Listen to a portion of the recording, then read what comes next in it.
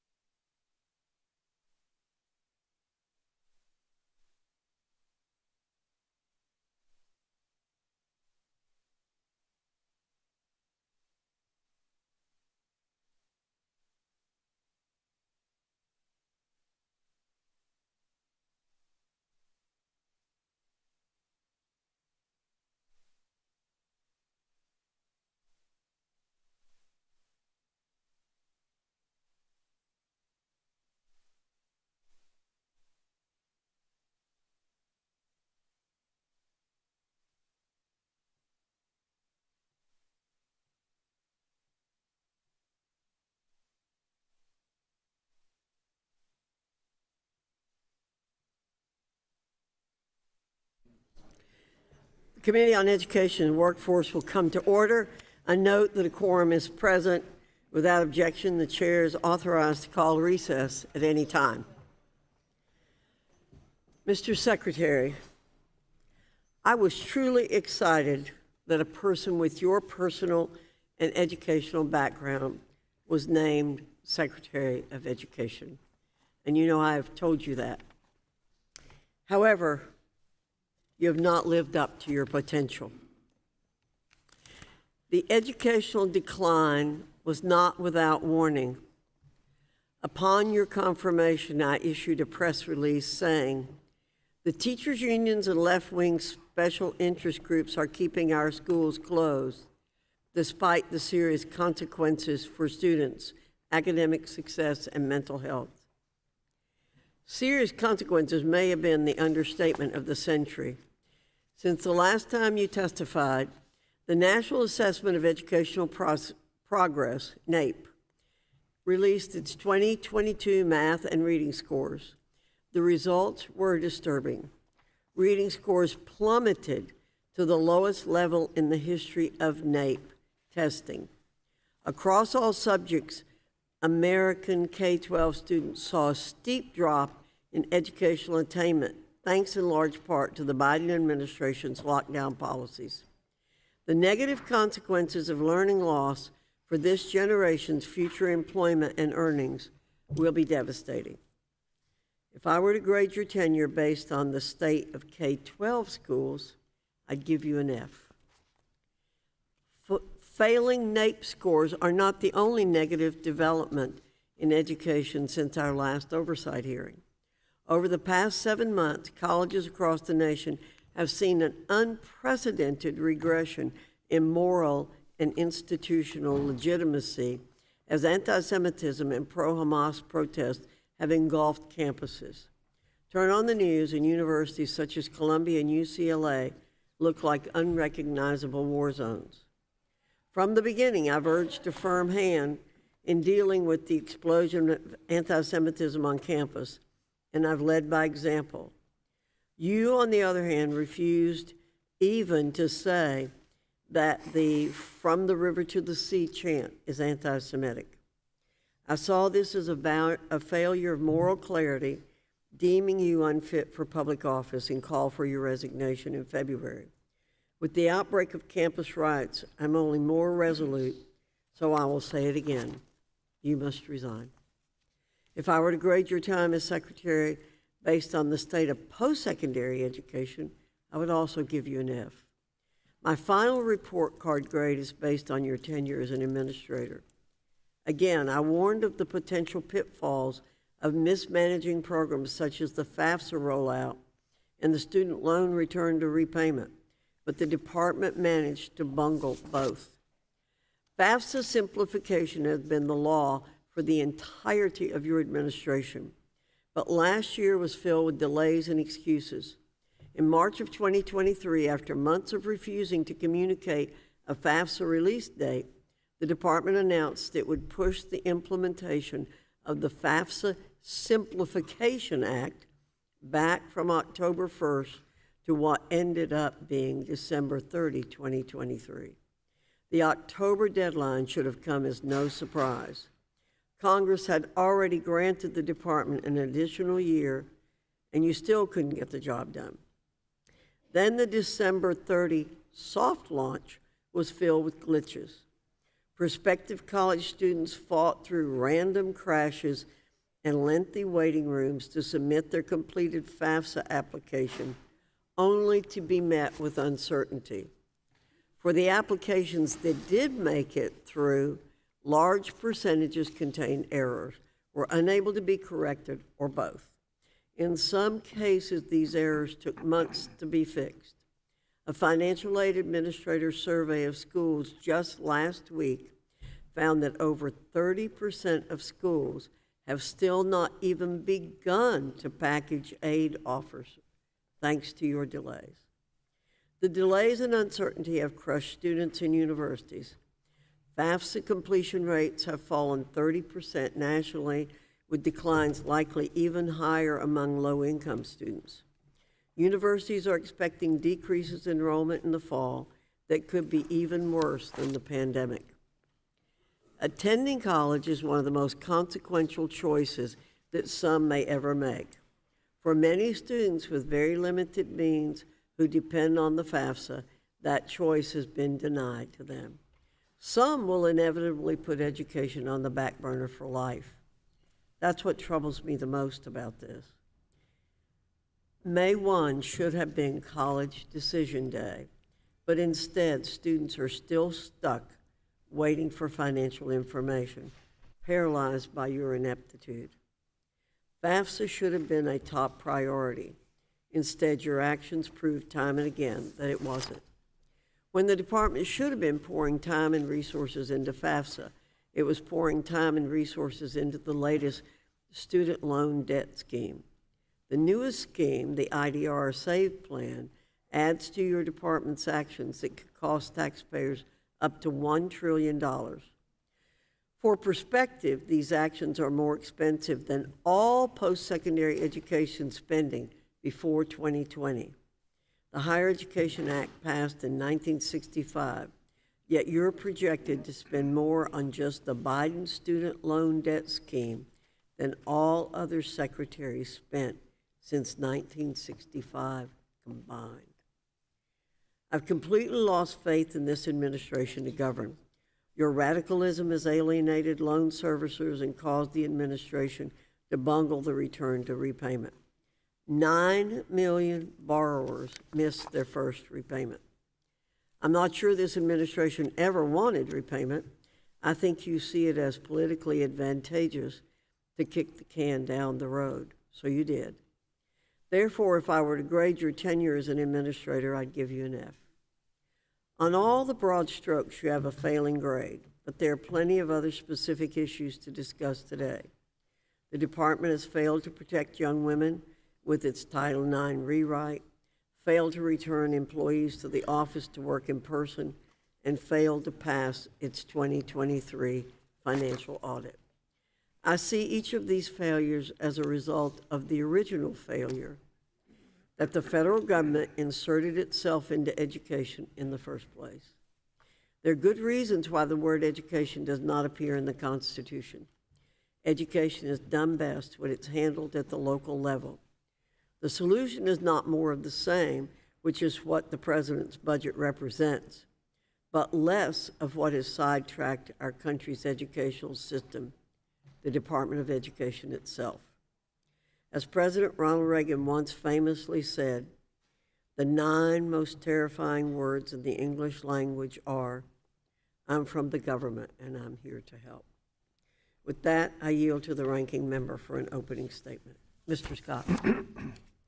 Thank you, Dr. Fox, and good morning, Mr. Secretary. Thank you for being with us today. 70 years ago, in this month, the Chief Justice Earl Warren wrote the majority opinion and the unanimous opinion of Brown v. Board of Education. In these days, it is doubtful that any child may reasonably be expected to succeed in life if he is denied the opportunity of an education. Such an opportunity, where the state is undertaken to provide it, is a right which must be made available to all on equal terms.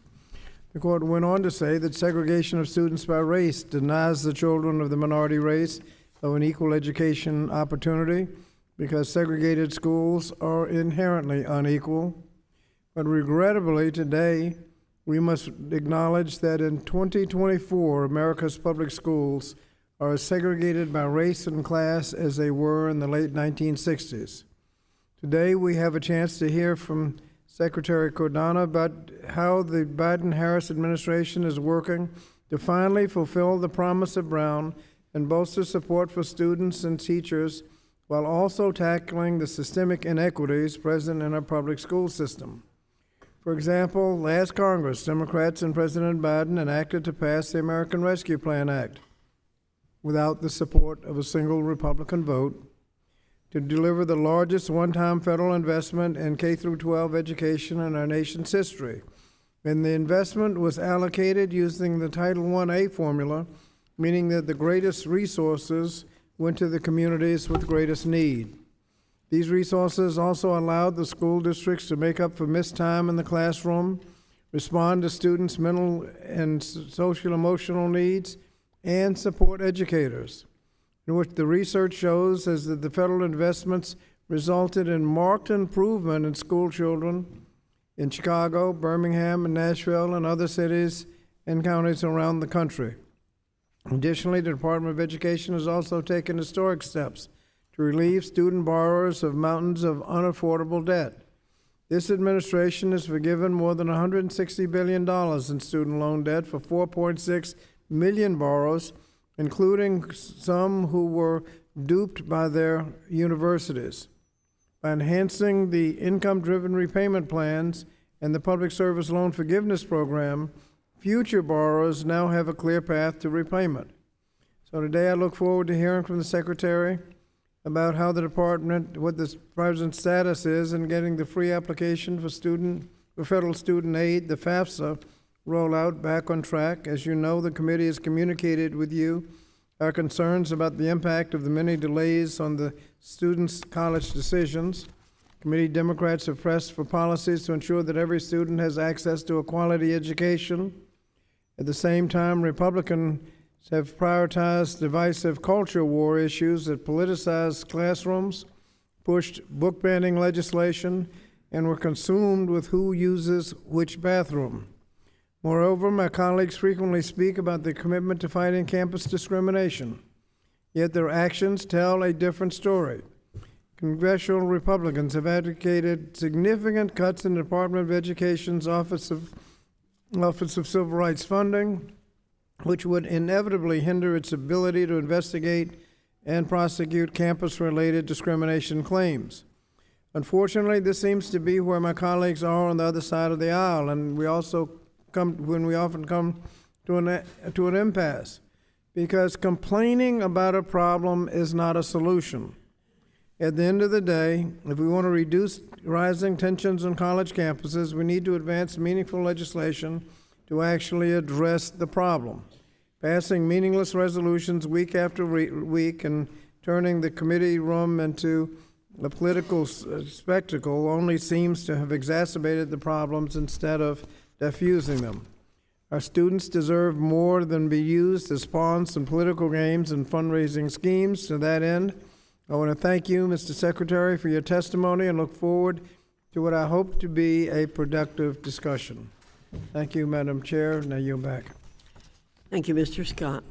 Pursuant to Committee Rule 8C, all members who wish to insert written statements into the record may do so by submitting them to the committee clerk electronically in Microsoft Word format by 5 p.m.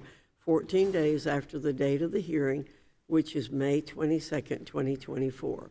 And without objection, the hearing record will remain open for 14 days to allow such statements and other extraneous material referenced during the hearing to be submitted for the official hearing record. I now turn to the introduction of our witness. We have as our witness Secretary Miguel Cardona from the U.S. Department of Education located in Washington, D.C. We thank you for being here today and look forward to your testimony. I remind the witness that we have read your written statement, which will appear in full in the hearing record. Pursuant to Committee Rule 8D and committee practice, I ask that you limit your oral presentation to a 5-minute summary of your written statement. I also remind the witness to be aware of his responsibility to provide accurate information to the committee. I now recognize Mr. Secretary for 5 minutes. Thank you. Chairwoman Fox, Ranking Member Scott, distinguished members of the committee, thank you for the opportunity today to testify on President Biden's fiscal year 2025 budget request for the United States Department of Education. My purpose here today is to propose a budget that helps protect and support our nation's students. To be clear, it's not to create a spectacle for the benefit of the media or to provoke divisions that inflame culture wars and political sideshows, but do nothing to help our young people succeed. Our nation's parents and students are looking for us to recognize that we have common ground. and to build on that by making responsible choices together to invest in education as the foundation for American opportunity. It's a responsible choice to sustain our nation's academic recovery from the impacts of the pandemic through $82.4 billion in calculated investments to accelerate learning and success. It's a responsible choice to invest in a stronger future for all Americans by boosting funding to close opportunity and achievement gaps in low-income communities through Title I, support students with disabilities through IDEA, support multilingual learners through Title III, and recruit, prepare, retain, and develop great teachers. It is the responsible choice to invest in safer schools and the mental health of our students by making more funding available for more school counselors and mental health professionals. It is the responsible choice to give more young people access to the American dream by building more pathways to rewarding careers and opening doors to higher education for all students by improving college affordability, retention, and completion, including through free community college and increased student supports. And it's the responsible choice to fully honor the caps under the Bipartisan Fiscal Responsibility Act, as this budget does. Let me emphasize, when we get beyond all the noise and efforts by some to create division, there is, in fact, so much common ground about what matters most for our nation's students, such as getting all students to read by third grade, providing mental health supports in the midst of a youth mental health crisis, opening up college and career pathways so students have more options for rewarding lives and rewarding careers, and making higher education more affordable and more accessible for those who choose that path. I know, too, that we have common ground when it comes to our horror at the appalling anti-Semitism we are seeing on some college campuses. As President said last week, there should be no place on any campus, no place in America for anti-Semitism or threats of violence against Jewish students. There is no place for hate speech or violence of any kind. The Biden-Harris administration, including the Department of Education, is taking action each and every day to help ensure that schools and colleges are free from discrimination and safe for Jewish students and all students, and will continue to do so. Make no mistake, anti-Semitism is discrimination and is prohibited by Title VI of the Civil Rights Act of 1964. Dissent is essential to democracy, but dissent must never lead to disorder or to denying the right of others so students can finish their semester and their college education. Hate has no place on college campuses, and every student deserves to learn in an environment where they can feel free to be themselves without discrimination or fear for their safety. That is why our budget provides for more resources for our Office for Civil Rights to continue its strong response. And I hope to work with you in partnership and in constructive dialogue. We can raise the bar for our nation's students, and we can do it together. I look forward to working with you to do so. Thank you. Thank you, Mr. Secretary. Under Committee Rule 9, we'll now question the witness under the 5-minute rule. I ask members to keep your questions succinct so the witness has time to answer. I now recognize myself for 5 minutes of questioning. Mr. Secretary, you've been proudly volunteering the taxpayers to take on the student loan debt of largely wealthy college graduates. Do you believe that students who spend their time in college calling for the destruction of an ethnic or religious group, or spend their time preventing students of particular ethnic or religious groups from walking around campus freely, or spend their time occupying campus buildings, deserve to have their education paid for by taxpayers? Couldn't hear you that well, but if you're making reference to the student debt relief plan that we've done, I'm really proud of the work that we're doing to provide a lifeline for students who chose to go to college and are living But I'm talking about the students who are being anti-Semitic and stopping Jewish students from being able to go to class and threatening them? Do you want to have the taxpayers pay their loans off? I believe that students who are breaking the law and are disrupting the educational environment should be held to account. I believe it's important that all students have access to their higher education classes and graduation. Well, then, and will the- you commit to ensuring that no student has harassed other students or prevented other students from going to class or broken laws receives any form of student loan forgiveness? We are committed to making sure that campuses are safe. I condemn any form of hate or any violence on campus. I've spoken to students and educators who have experienced that, and it's our Well, we'd responsibility. like you to follow through on those who do break the law and make sure they don't receive student loan forgiveness. Mr. Secretary, the COO at FSA needs to have a deep and vast knowledge of how loan operations work, given FSA is de facto the largest consumer bank in the country.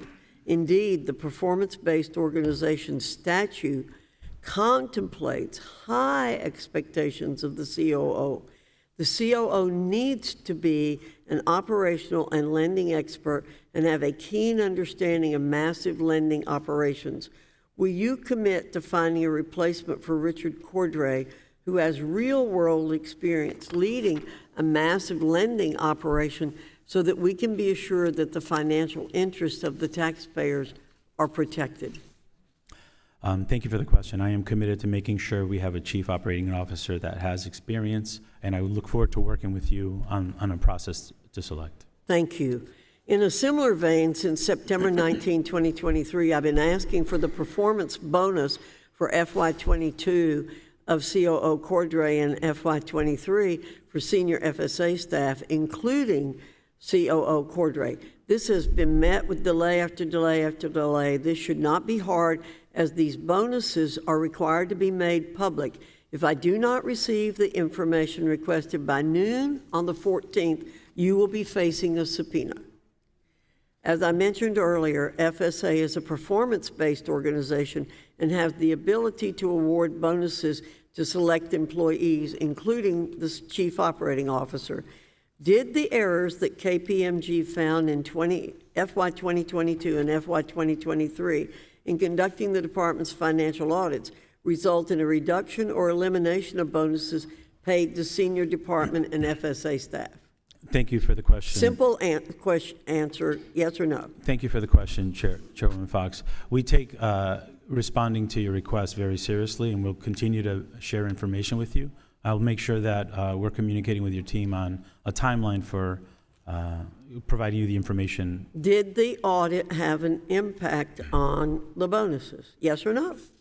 Within the communication, I would make sure that the answer to your question is there. I can tell you that we take, the audit information that we receive very seriously. Okay. And what are the practical consequences of the department's failure to obtain a clean audit for each of the last 2 years? Well, we recognize how important it is to work with our auditors, and we've gotten disclaimers of opinions in the past, and we're continuing to work with our auditors to make sure that the information they provide us is used as we continue to improve practices every year. Okay. On March 6th, I transmitted a letter to you voicing my concerns about the department's 16% occupancy rate. It's been 2 months since I wrote to you about, and 3.5 months since the White House Chief of Staff requested you and other federal department leaders submit a return to office action plan. Will you commit to me today you'll provide the information and documents that I requested no later than May 17? I absolutely commit to providing you that information as quickly as possible. I hope before May 17th. And I know that we've increased those numbers significantly, so I'm proud of the progress we're making. Thank you, Mr. Secretary. I now recognize Mr. Courtney for 5 minutes. Thank you, thank you, Madam Chairwoman, and Secretary Cardona. Thank you for your service and your presence here today. So last Friday, the U.S. Department of Labor issued its monthly jobs report. It showed that the U.S. economy added 175,000 new jobs, defying, again, all of the skeptics and naysayers. We are now at a place where for 27 consecutive months, the U.S. unemployment rate has been below 4%. That has never happened in the history of this country. But even with those numbers, we still have 8.5 million job openings in the U.S. economy. One of the things that I think is so unique about your life experience and what you bring to the job is that you are a graduate of a career in technical high school, Wilcox Tech in Meriden, Connecticut, who today, along with career and technical schools all over the country, are on fire in terms of making sure that young people are able to take advantage of these record number of job openings. And one of your initiatives at the Department of Education has also been the Career Connected High School program, which again is about getting not just trade schools, but comprehensive high schools into the act as far as connecting young people to the right skills and closing the skills gap. Can you, again, talk about progress with that program? Sure. And certainly I've seen it in my district. Thank you very much, Congressman. I talk about common ground in my remarks. This is something that we should really be coming together. For far too long in this country, we've had a four-year college or bust mentality that I believe has underserved our students, our communities, and our country. I am unapologetically in support of making sure that all of our high schools, not just our technical schools, have pathway programs for students to explore careers, apprenticeships, internships, dual credit programs, so these students could get those credentials that they need to pursue a four-year degree, which is what I did after a technical high school, or go into the workforce or get a credential to get a high-skill, high-paying career. We are committed to that at the Department of Education. I often talk about an evolution of our schools. The Career Connected Learning Grant, which is something that we're proposing a $57 million increase, would do just that. I visited schools that have done a really good job, K-12 schools that are connected with two-year colleges, oftentimes four-year colleges, and then industry partners or labor partners for our students to have better access earlier to the trades, to the careers that exist now. This is something that I believe there's a lot of common ground on. Our budget reflects interest in that, and we're committed to supporting it.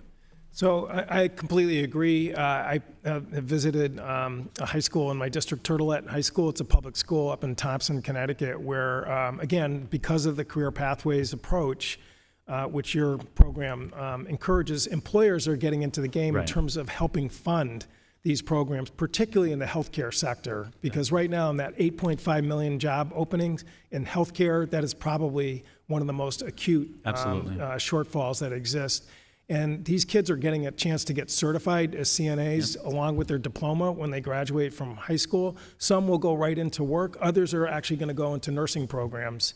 And so it's not like an either or for higher education or going into the workforce. But either way, you're really actually getting a meaningful sort of stimulus to students in terms of just, showing up for school, which again helps attendance, which by the way is something we all should be encouraging. I want to, again, just for the last minute, talk about the fact that when you took office, the Department of Education was under numerous court orders for failure to obey the law for public service loan forgiveness.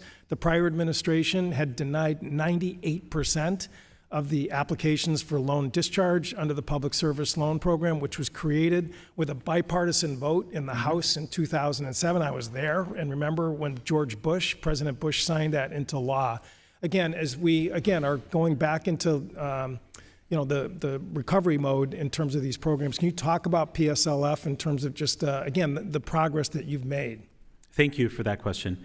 So just broadly speaking, Public Service Loan Forgiveness Program was one of the programs that was broken, that wasn't being implemented the way you intended it to be in a bipartisan fashion. 7,000 people got it in the last administration, 98% denial rate. In 3 years, we've provided 875,000 borrowers. These are teachers, nurses, veterans, with almost $62 billion in debt relief. And I'll bring attention to a teacher that I spoke to in New York who took out a loan for $30,000, ended up having to pay $60,000 because of interest. Well, she received debt relief, and now she's able to buy a home. These are the stories that are happening with public service loan forgiveness. Because you're obeying the law. I yield back. Thank you. Thank you, Mr. Courtney. Mr. Wilson, you're recognized for 5 minutes. Thank you, Madam Chairman. And Ms. Secretary, my wife's a teacher. I just have such a high regard for the education profession. That's why I want it to be local. I believe in local elected school boards. I did not favor the creation of the Department of Education. Every effort of devolution power back to the states. We've got a great Superintendent Ellen Weaver in my home state of South Carolina. Every way to send it back to elected school boards is what should be done. Every school district is different. And every communities are different within the school districts. And so the federal government just cannot possibly understand or address the issues properly. With that in mind, another issue, of course, that you've just referenced, with Section 117 of the Higher Education Act requires institutions of higher education that receive federal financial assistance to disclose semi-annually to the U.S. Department of Education any gifts received and any contracts with a foreign source that alone or combined are valued at $250,000 or more in a calendar year. Your administration has decided to move this Section 117 enforcement to the Federal Student Office of Federal Student Aid, which has already overworked. What is the status of these reports? And this is really critical because we've got dictatorships today, whether it be war criminal Putin, it could be the Chinese Communist Party, it could be, we know, the regime in Tehran. All are trying to, through disinformation, destroy our country. And so what's being done to try to stop any disinformation? Thank you for that question, Congressman. And first of all, happy Teacher Appreciation Week to your wife and to all the teachers across the country. You know, Section 117 is a very important section, and we take the responsibility of communicating gifts very seriously. We've reported close to 39,000 foreign gifts worth $21 billion already. We believe that transparency is critical, and having it move under FSA allows us to do that more succinctly. As you know, we're a member of the FBI's National Counterintelligence Task Force. We communicate regularly to ensure that the law enforcement arms or the investigation arms are informed with information that we have. So that system is working well, and I agree with you that we need to protect our schools from foreign influence. And you don't have to do this right now, but I would like a question I would like for the record, if you could get back with me, as to what is the status of maintaining these quarterly reports. Okay. This is just critically important because it's so sad at Yale, Stanford, and Harvard. In particular, there have been countless examples of raging anti-Semitism on the campus. These schools also had Section 117 investigations under the Trump administration. Your department has opened Title VI of the Civil Rights Act's investigations into these schools in the last few months. And we again see dictatorships trying to impact the American people as they're trying to promote their totalitarian, authoritarian view of the world. And we've just got to be prepared. And are you coordinating the open 117 investigations with the open Title VI investigations? Thank you for that question. We have, as you know, a significant increase in Title VI investigations since October 7th attacks alone, over 100 new cases that we have, which is why we're asking for an increase to make sure that we have enough investigators to move on these cases. We take into account, depending on the investigation request, we take into account many different factors. So while not speaking generically, I can tell you that our Office for Civil Rights does take into account different factors when requests come in for investigation. Well, I'm really greatly concerned. The FBI, Commissioner Wray, Director Wray, has warned that an attack is imminent here, or attacks are imminent across our country, and they can be facilitated by not acting against these anti-Semites who, hey, from the river to the sea, that's just a code for murder of the people of Israel. And we know that the Hamas covenant of August 18, 1988 provides Section 7 that you chase every Jew behind a rock and tree until you find the last Jew, and then with the last Jew behind a rock, you...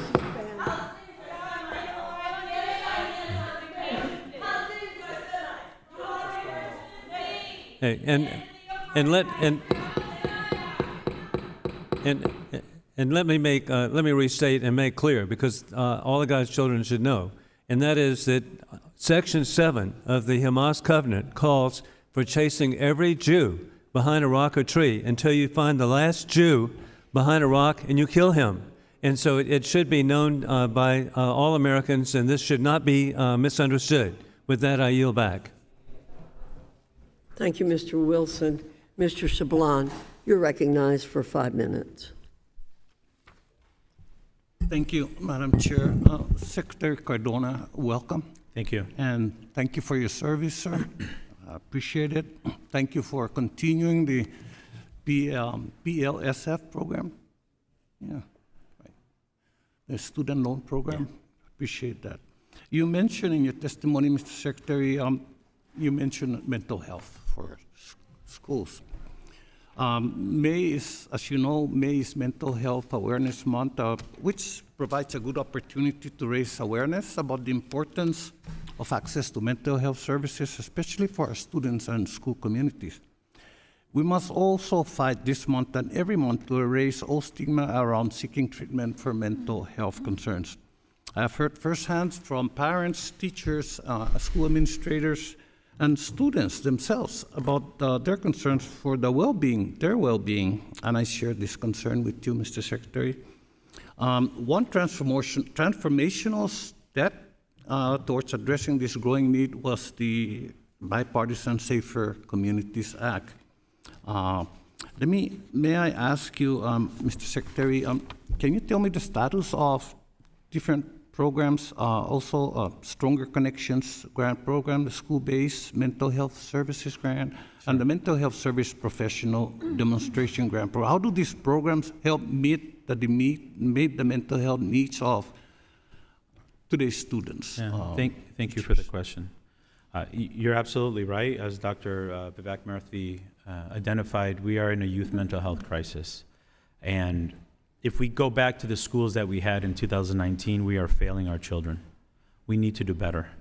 I'm proud that the Bipartisan Safer Communities Act provided in education $2 billion for mental health supports, for professional development for staff, for Stronger Connections dollars to help ensure that school safety plans are appropriate and up to date.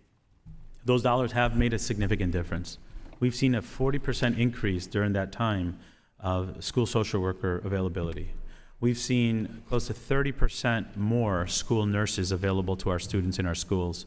It's sad to hear that we've normalized schools not having school nurses, and we have to do better. Our current budget asks for $40 million in mental health supports for our K-12 schools, knowing that students are 6 times more likely to access mental health supports if they're provided in our schools. So we're proud of that work, and we ask you to support that budget. All right. Thank you. Thank you very much. Mr. Secretary, on a small item that's very, very looms large in my district.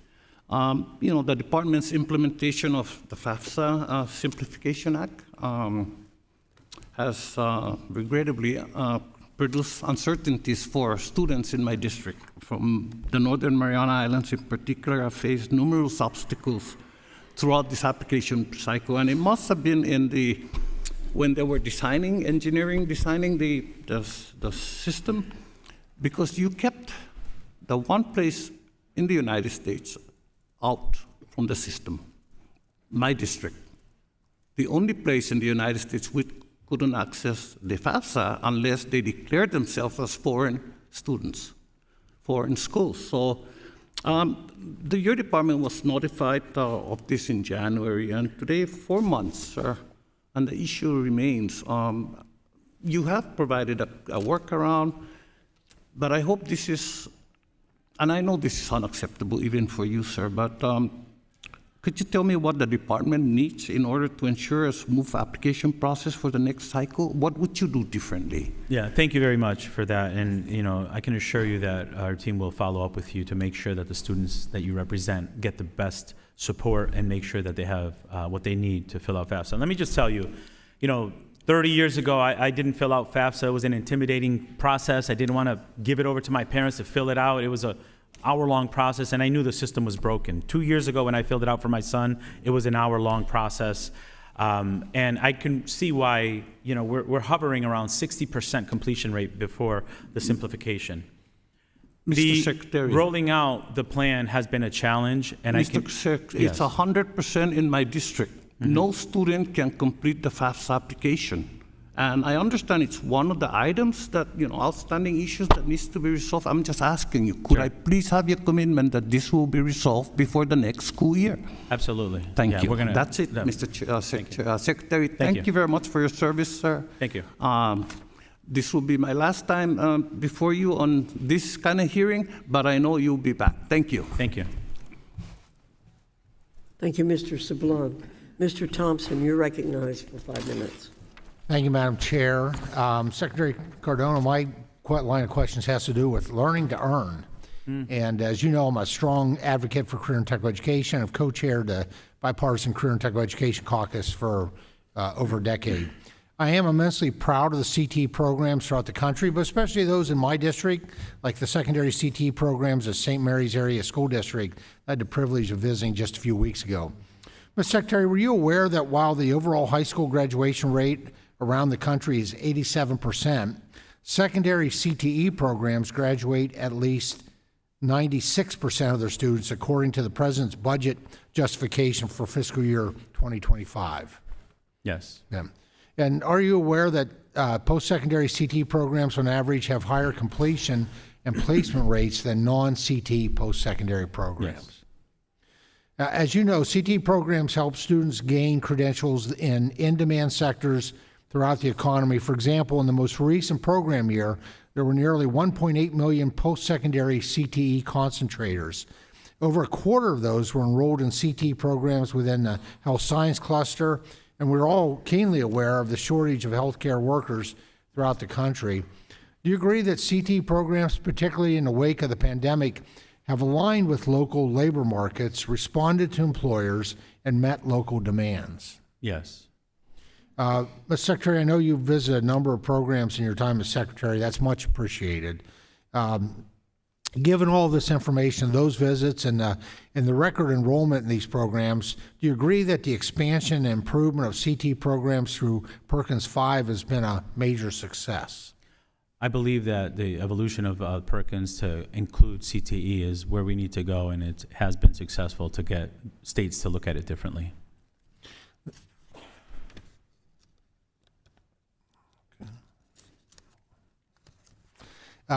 When Congress passed Perkins 5 with unanimous support in both chambers, we included language stipulating the Department of Education may only issue regulations to the extent, quote, to the extent necessary to administer and ensure compliance with the specific requirements, end quote, of the law. Perkins 5 has been successfully implemented now for 6 years, and my colleagues on both sides of the aisle have recognized the successful implementation and impact of these programs on students. With this in mind, what exactly is your department planning to regulate regarding Perkins 5, and why has this administration decided it is critical to do so at this particular time, despite the law having been implemented successfully for 6 years and states currently submitting new 4-year plans this month? Thank you for the question, Congressman, and I agree with you wholeheartedly that earning while you learn is not only good for students to stay engaged, but it's better pedagogy. Students learn better. I've visited across the country programs that, hearing from students directly where they feel like they have an opportunity to be successful. So I'm totally in agreement with you. This is one of those areas that I believe we have a lot of common ground. As an educator, as a former school principal, district leader, commissioner of education, I think the Perkins is underutilized. I think we need to do a better job making that the rule, not the exception, that we provide pathways for students. And I look forward to working with you on how we can do that, because I know we have common ground here where we can move the needle on this and make sure that all schools take advantage of it. Well, and I appreciate that wholeheartedly, but your department has Perkins regulations on the regulatory agenda with a notice of proposed rulemaking scheduled to be issued in August of this year. Can you explain what aspect of the law your department is suddenly not able to administer after 6 years of successful enactment and having never issuing regulations on Perkins prior? Thank you. So again, this process of making sure the Perkins grant is being utilized for what the intention was and opening access to earn-to-learn programs and apprenticeships is more readily available is what I think, collaboratively want to do across the country. We believe that we have an opportunity here to make sure that the Perkins grant does that. Unfortunately, in many districts, it's relegated to very small programming and doesn't really touch the mainstream programming of our high schools. So the goal here is to really get to what you and I both agree is necessary for our country, which is more access to career and technical education programs. Well, it'll soon be time for reauthorization, so I certainly encourage any thoughts that the department may have on aspects of the law that could be updated based on the 6 years of implementation feedback from CTE programs, as it seems you all do, will, and I would hope you'll provide these recommendations to the committee so they can be considered during that legislative process. Thank you. So thank you. Thank you, Mr. Thompson. Ms. Bonamici, you're recognized for 5 minutes. Thank you, and thank you, Secretary Cardona. I want to join my CTE caucus co-chair, Representative Thompson, in thanking you for making career and technical education a priority. Also support so many of the budget priorities you've proposed, including Title I, IDEA, behavioral health, bilingual education, preserving Title IV-A funding. You even have a demonstration program to incentivize high-quality public preschools. Really very much appreciate that. I also want to say thank you to the department for the work that you've done updating the Title IX rule. The updated rule is going to better protect and empower students and employees who are victimized by discrimination, including LGBTQI+ individuals who have been often excluded from protection in the past. So thank you for that work. I also appreciate the department's work to support borrowers as student loan repayments resumed following the COVID pause. As of January, the share of borrowers making payments officially returned to the same repayment level as January of 2020. Prior to the pandemic, however, I also remained concerned about vulnerable borrowers who may be at risk of default or delinquency. So I've reintroduced my Simple Act streamlining income-driven manageable payments on loans for education to automatically enroll struggling borrowers in income-driven repayment plans. So, Mr. Secretary, can you please talk about what steps the department is taking to help borrowers as they restart payments, including communicating with borrowers about their repayment options? And also, connected with that, we've heard some allegations that loan forgiveness is essentially a free ride for students. Will you please talk about, sort of in general numbers, what percentage of borrowers who qualify for loan forgiveness have actually been making payments on their loans? Thank you for that question. And, I just want to kind of preface this by saying we have a broken higher education system. And everything we've done from day one is intended to make higher education more affordable and more accessible. From providing debt relief that was passed in a bipartisan fashion here, to going after institutions that are taking advantage of first-generation students. Right. We introduced the SAFE plan, which is an affordable income-driven repayment plan that caps interest. Oftentimes, it's the interest that makes people go into default. We must remember we had over 1 million people going into default every year, and we're fixing that. And even the better FAFSA, which is as frustrating and as challenging as it has been, and delays, and I apologize to the students and families that have had to deal with delays. I know how frustrating that is. This is all intended to fix a system that for too long have kept people out. With regard to repayment, we had the Fresh Start program, which allows folks to get back on without hurting their credit. I mentioned the SAVE program, which allows you to pay based on your income. We have teachers, I mentioned before, teachers who are starting salary at $38,000 a year, having to pay $700 a month on their old loan plans. But if they sign up for SAVE, it's going to be more affordable. They're going to be more successful in paying their loans.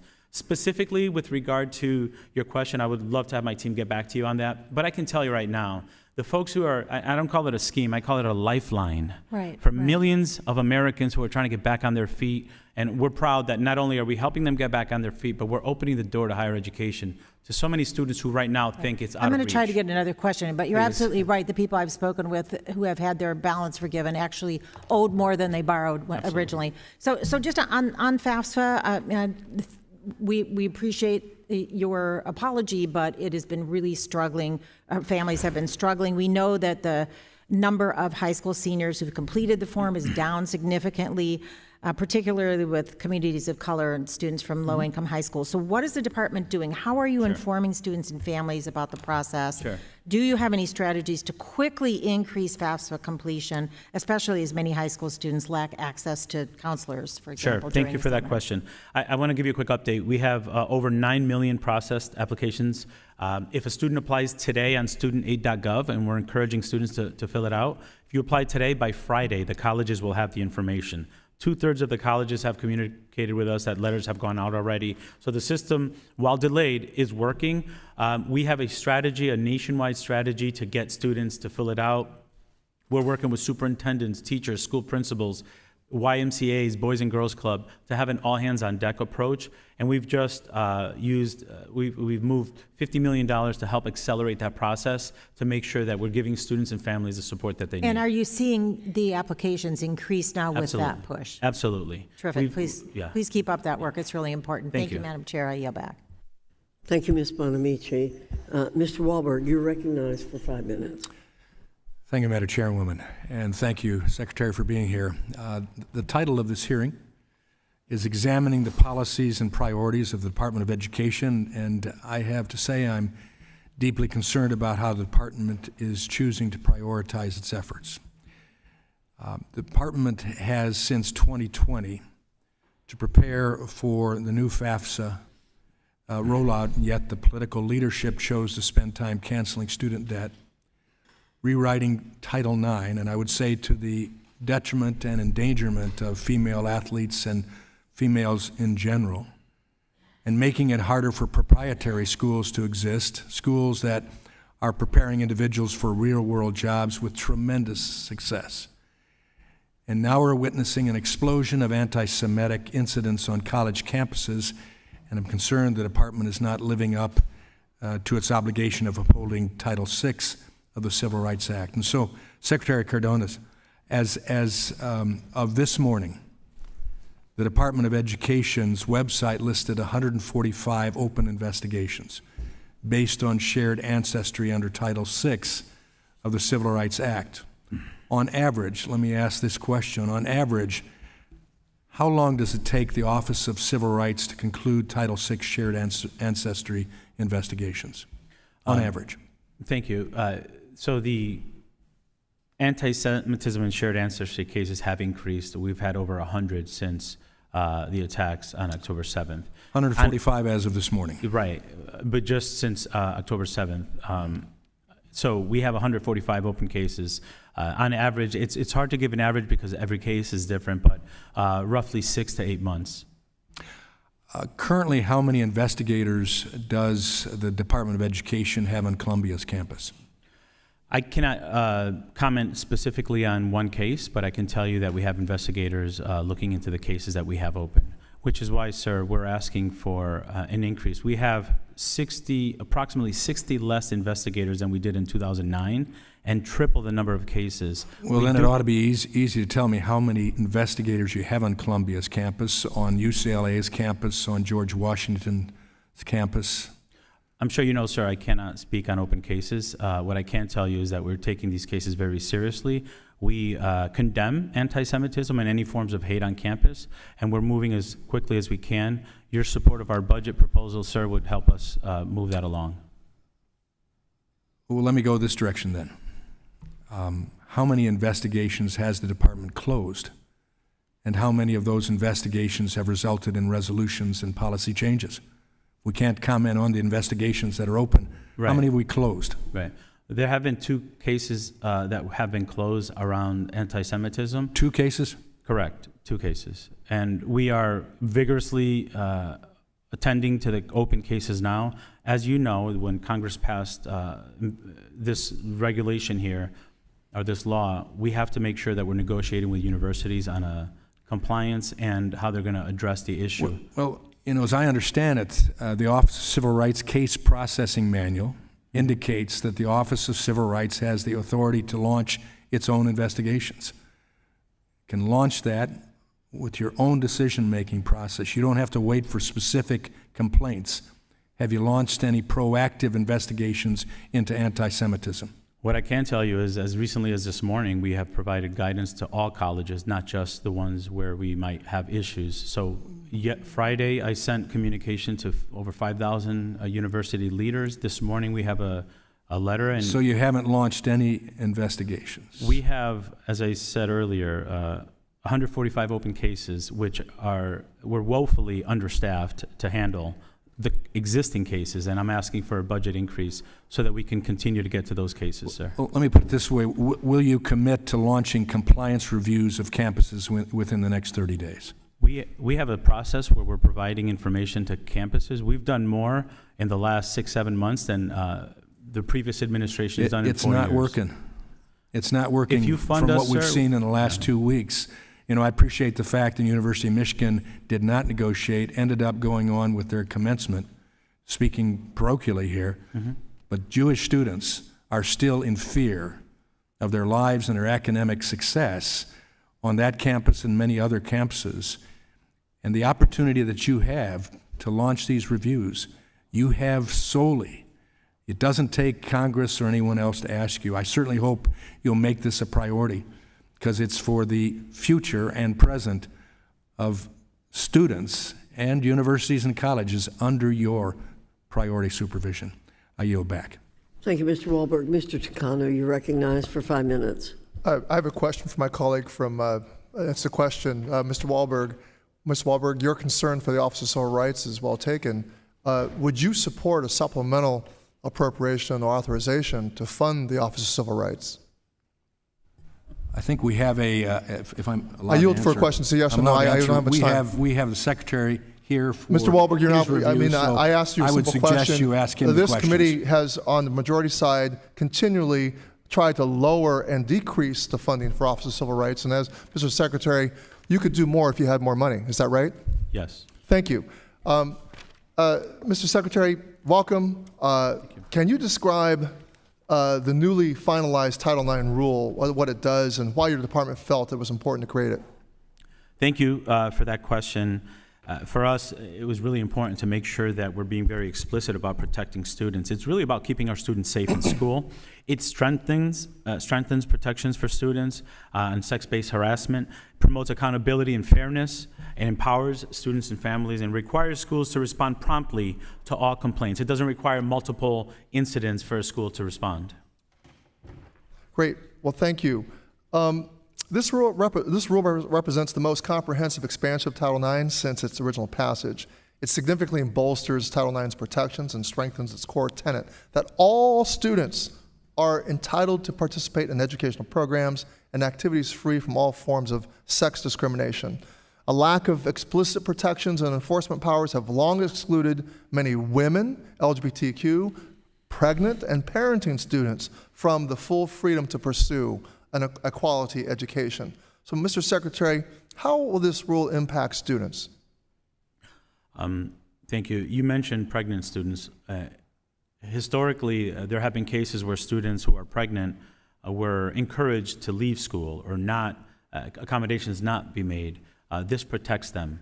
In the past, we've had students who have been afraid to come forward after experiencing sexual violence because the process put them out there in a way that they were vulnerable to more attacks.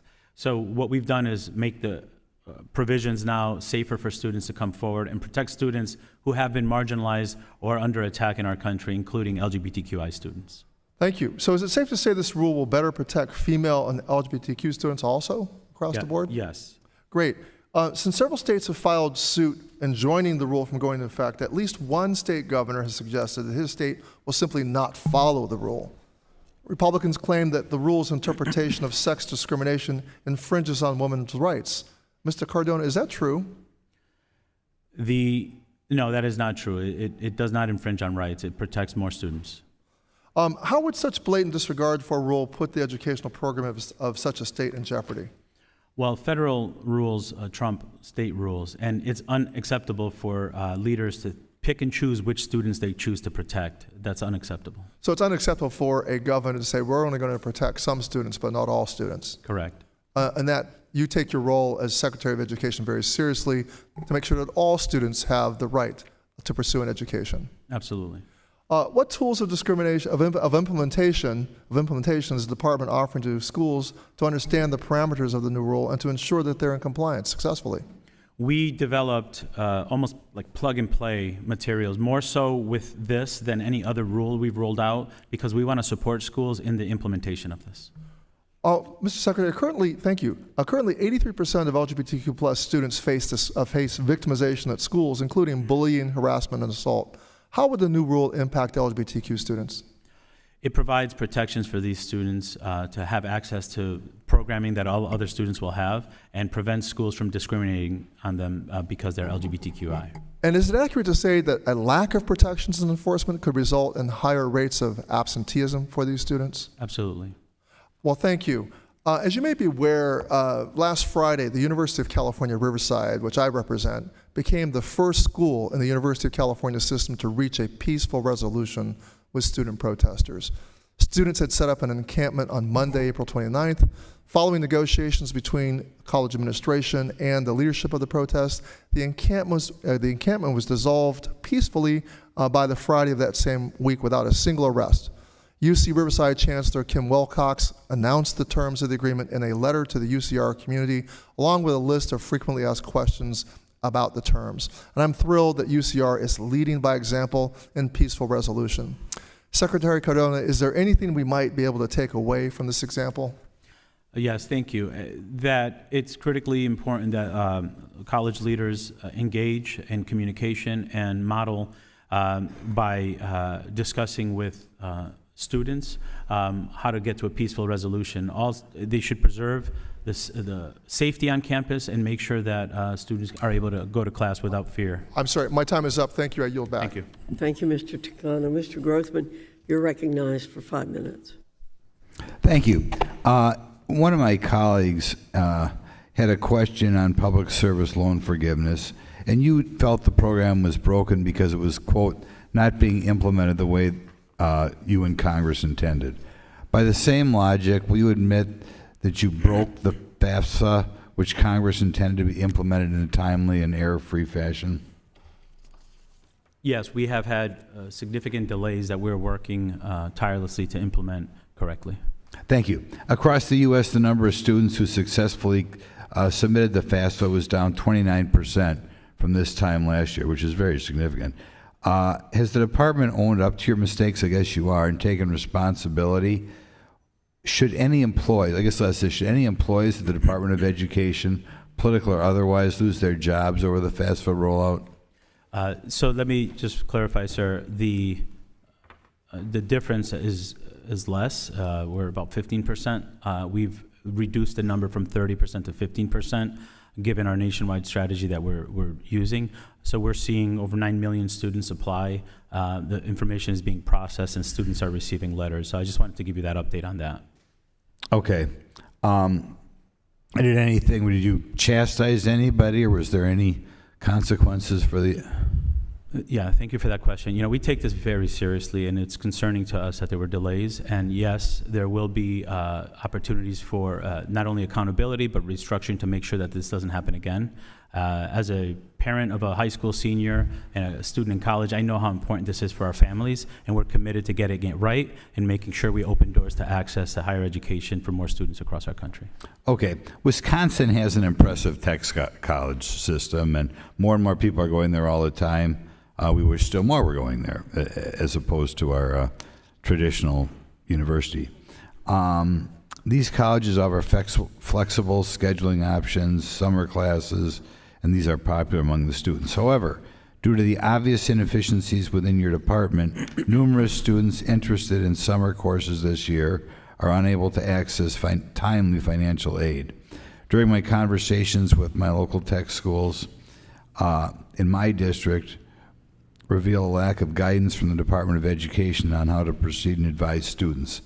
Can you offer immediate guidance to these institutions? Absolutely, sir. I'm committed to working with you and those institutions to get them the information that they need, the resources, and if necessary, ensure that we're funding FAFSA clinics for those students in that community. I think, one thing that I want to share, sir, is, in Wisconsin, there was a 61% completion rate of FAFSA prior to the simplification. Together, I know when we work together, we're going to do better than that. More students deserve an opportunity to access FAFSA and achieve their goals through higher education.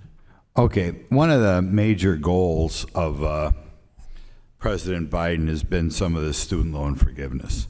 And probably when I get back in my district, that's one of the major topics. And of course, the topic is brought up by people who have paid their student loans. It's not unusual for people to say, do 2 jobs at one time. They're going to get that, clear the decks, get that loan paid off.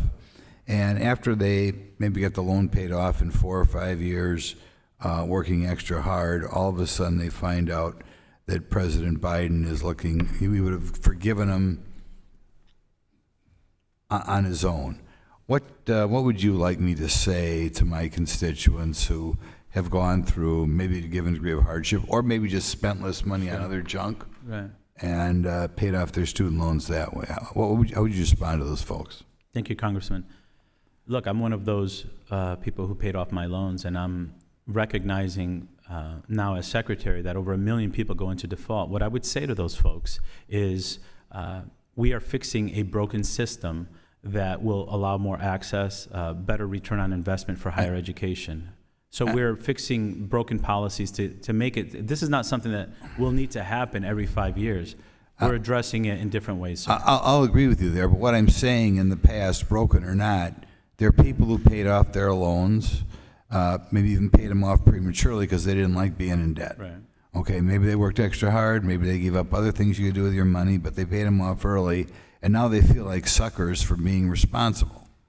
How would you respond to that individual person? If I run into a guy or a parent of somebody who says, my son worked 2 jobs, he paid off his loan, why in the world are these other people getting it paid off for nothing? Well, I think, it's important to recognize where we are right now. A similar case could be made for those who received PPP loans and got debt forgiveness with small businesses. They were given help at a time where it was tough. Right now, our higher education loan system is broken. We've introduced the SAVE plan. And quite frankly, people going into default in their community doesn't help the local economy. For the teacher that I spoke to who is now able to buy a home, that's helping the community. And if you look at our programs, it's public servants. It's people who were defrauded by their colleges. So we're taking the interest off of loans that have gone on for over 20 years. Thank you. That wasn't really an answer to my question, but thanks. Thank you, Mr. Grossman. Dr. Adams, you're recognized for 5 minutes. Thank you, Madam Chair and Ranking Member, and Secretary Cardona, thank you. Thank you for your leadership. Thank you for being here, and certainly I appreciate your visit to my district. Love to have you come back. I've just reintroduced Ignite in my bill. I guess we're calling it Reignite. We're reigniting it, which attempts to codify some of the same efforts from the administration. And as you may know, the President's FY25 budget proposal requested an increase for HBCUs, MSIs, and other underserved communities. These institutions, of course, do play a vital role in educating this country's youth, especially as higher education grapples with ongoing attacks to diversity, equity, and inclusion. So can you speak briefly about the work that the department is undertaking to ensure sufficient funds are made available for institutions who have Title III or Title V designations under the Higher Education Act? Yeah, thank you very much for that question. And I enjoyed visiting your district, and I have to tell you, in my visits to HBCUs, whether it was Jackson State, Bowie State, or the AUC, I always speak of the Black excellence that I see there, the entrepreneurship and the sense of punching above your weight as HBCUs. But I can tell you that I've also heard from HBCUs that say, our infrastructure is not adequate. Decades of underinvestment have put us behind the 8 ball, and we need more. So I'm proud that the President in his budget has not only an additional institutional capacity request of $93 million over FY23, but also $100 million to expand research and development. You know, our HBCUs need the labs to be able to compete for the contracts. So, you know, we recognize, because we work closely with our HBCUs, the additional need that they have and how they're working really hard to make it happen. So this budget does reflect the conversations and the work that we've seen in HBCUs. Right, thank you very much. I just returned from Oklahoma to visit Langston University and to do the commencement there. But since January of this year, roughly one institution per week, on average, has announced its closure or intent to merge. Following school closures, many students struggle to continue their higher education journey. One study shows that fewer than half of students at colleges that have closed transfer to other institutions, and of those students, fewer than half end up receiving their degrees. I had a situation just in my district when I first came to Congress, pretty much.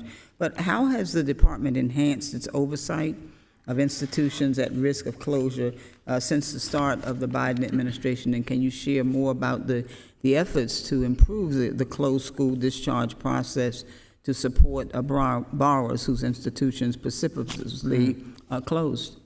Thank you for that. We have done a lot there. We've seen students who were left out in the cold and left with debt and no degree, no earning potential to pay off that debt. So we are acutely aware that this is a challenge. We've worked closely with universities on communication strategies, holding them accountable for recouping where that's possible. And we're tightening up our oversight, especially if these are institutions that have historically taken advantage of students. One last thing, and I think it's very appropriate. We're also working very closely, and I remember having conversations with college leaders and my Office of Undersecretary to make sure that credits transfer, and we help those students land well in another institution. Okay, great. So the federal Pell Grant program is the cornerstone of federal student aid, and it has expanded access to millions of low-income students since its inception. So can you share a little bit more about the economic significance of the Pell Grant program? Absolutely. For many students, you know, it is that opportunity. It's that door to higher education. We know college graduates on average make $1 million over the course of their career, more than high school students. So we recognize the importance of Pell. The president has been pushing for an increase, a doubling of Pell. A $900 increase has already been pushed for. And we recognize that, you know, it's up to like $7,400 for a student per year. That's significant. We're going to continue to push for that. We're going to continue to simplify the process, make sure it works for our students so they can have access as well. Yeah, in terms of the programmatic cuts and the harm to future Pell Grant recipients, can you speak briefly about that? Can you repeat the last part? The cuts, the programmatic cuts that harm current Pell programs. Well, you know, the implementation of not only better FAFSA, but also return to repayment for 28 million borrowers, the USDS servicing took place this last year with flat funding last year. So we're requesting in our budget additional funds so we could do a better job delivering for the American people. Thank you so much, Mr. Secretary, for your service. And Madam Chair, I yield back. My time is up. Thank you. And I'd like to recognize Mr. Allen. Thank you, Mr. Chairman. And Mr. Secretary, I've got 5 minutes, so we got to get through this really quick. You'll continue to hear a lot of frustration that your Department of Education has neglected its congressionally mandated priorities for a partisan political agenda. I've heard from constituents and colleges in my district in Georgia and who have been let down by the department's inability to meet FAFSA's deadlines and fix errors. You have not had all hands on deck. Instead, you've marched forward these past few months in using time and resources that propose another set of time-consuming regulations. Parents, universities, regents, school boards, teachers are not happy. Costs are escalating as experienced by the behavior in this meeting today. We are a deeply divided country. And I know debt is a problem. But, you know, how do you explain to young people that they owe $100,000 the day they're born in this country? $100,000 the day they're born. What shot have they got? Do you believe it was in the immediate best interests of students and families to assign department staff to your negotiated rulemaking priorities since January? The negotiated rulemaking process does require staff, and we do believe what we're That's doing yes. is fixing a broken system, sir. Yes. Distance or online education has opened the doors to post-secondary education for all types of students, including helping adults connect to credential programs in in-demand fields such as cybersecurity and the many technology careers our economy and security depends on. Do you support allowing students to have access to distance education that is a flexible option for working students? I do recognize that Yes. online institution. Okay. Do you believe colleges of all sizes should be able to provide distance education programs that meet the standards of their students in the workforce? Sorry, I couldn't hear your question. I was responding to the last. Okay. Do you believe colleges of all sizes should be able to provide distance education programs that meet the needs of their students and the workforce? If they can do it in a high-quality way, I wouldn't make Yes. a blanket statement Okay. that all schools could. Then why has the department proposed a requirement which would prohibit a college that enrolls more than 500 students in a distance education program from being authorized by its state through a reciprocity agreement? So we recognize the importance of giving students an opportunity to have online learning, and even with institutions that are not in their state, what we want to make sure we're doing is protecting students also, and if a school closes or if there was a challenge with their programming, that they would be protected from paying loans and an education they didn't Mr. receive. Secretary, with all due respect, let me tell you what this proposal would do. Here's one example. Georgia Tech offers one of the lowest cost online master's degree programs in the country. Prestigious university in my state. For less than $10,000, this degree prepares workers for cybersecurity, computer science, and data analytics careers. Georgia leads the nation in development of cyber talent and research, with 10 of our colleges and universities focused on cyber. The U.S. Army Cyber Command is headquartered in my district, and professional degrees that prepare the cyber workforce should not be stopped by arbitrary regulations that will only stifle cost-effective education. Why is 500 the magic number? Where did you get the number? Do you believe distance education programs with 501 students are somehow not worthy of an innovative approval process and they must jump through more burdensome hoops to be offered?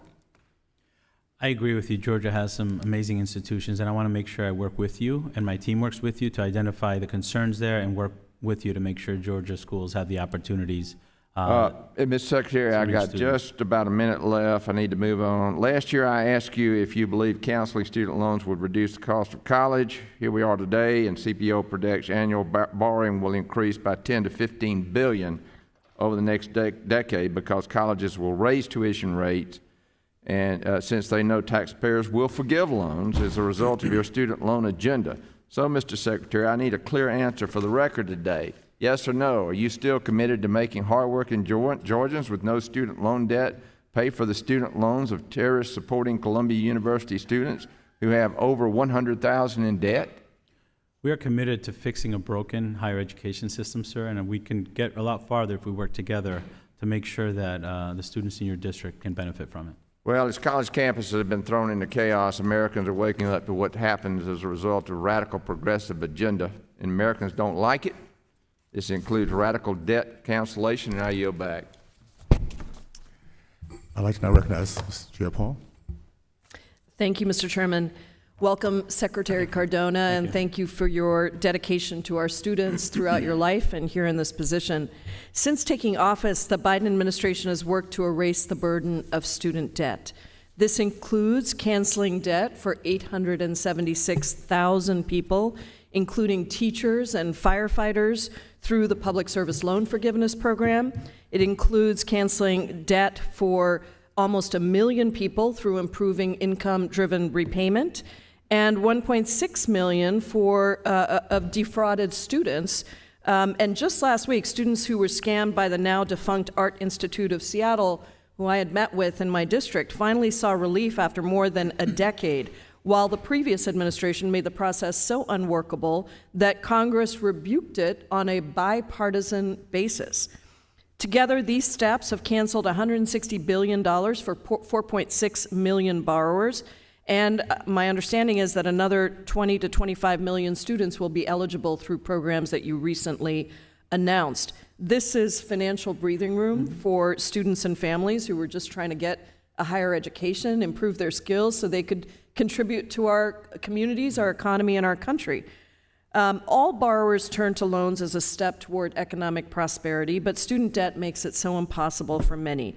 And I think it's important that we remember that more than 80% of borrowers report that it holds them back from being able to become homeowners, something you were talking about just in a previous answer. Additionally, 56% of borrowers have to choose between repaying and affording rent and groceries. Rent and groceries.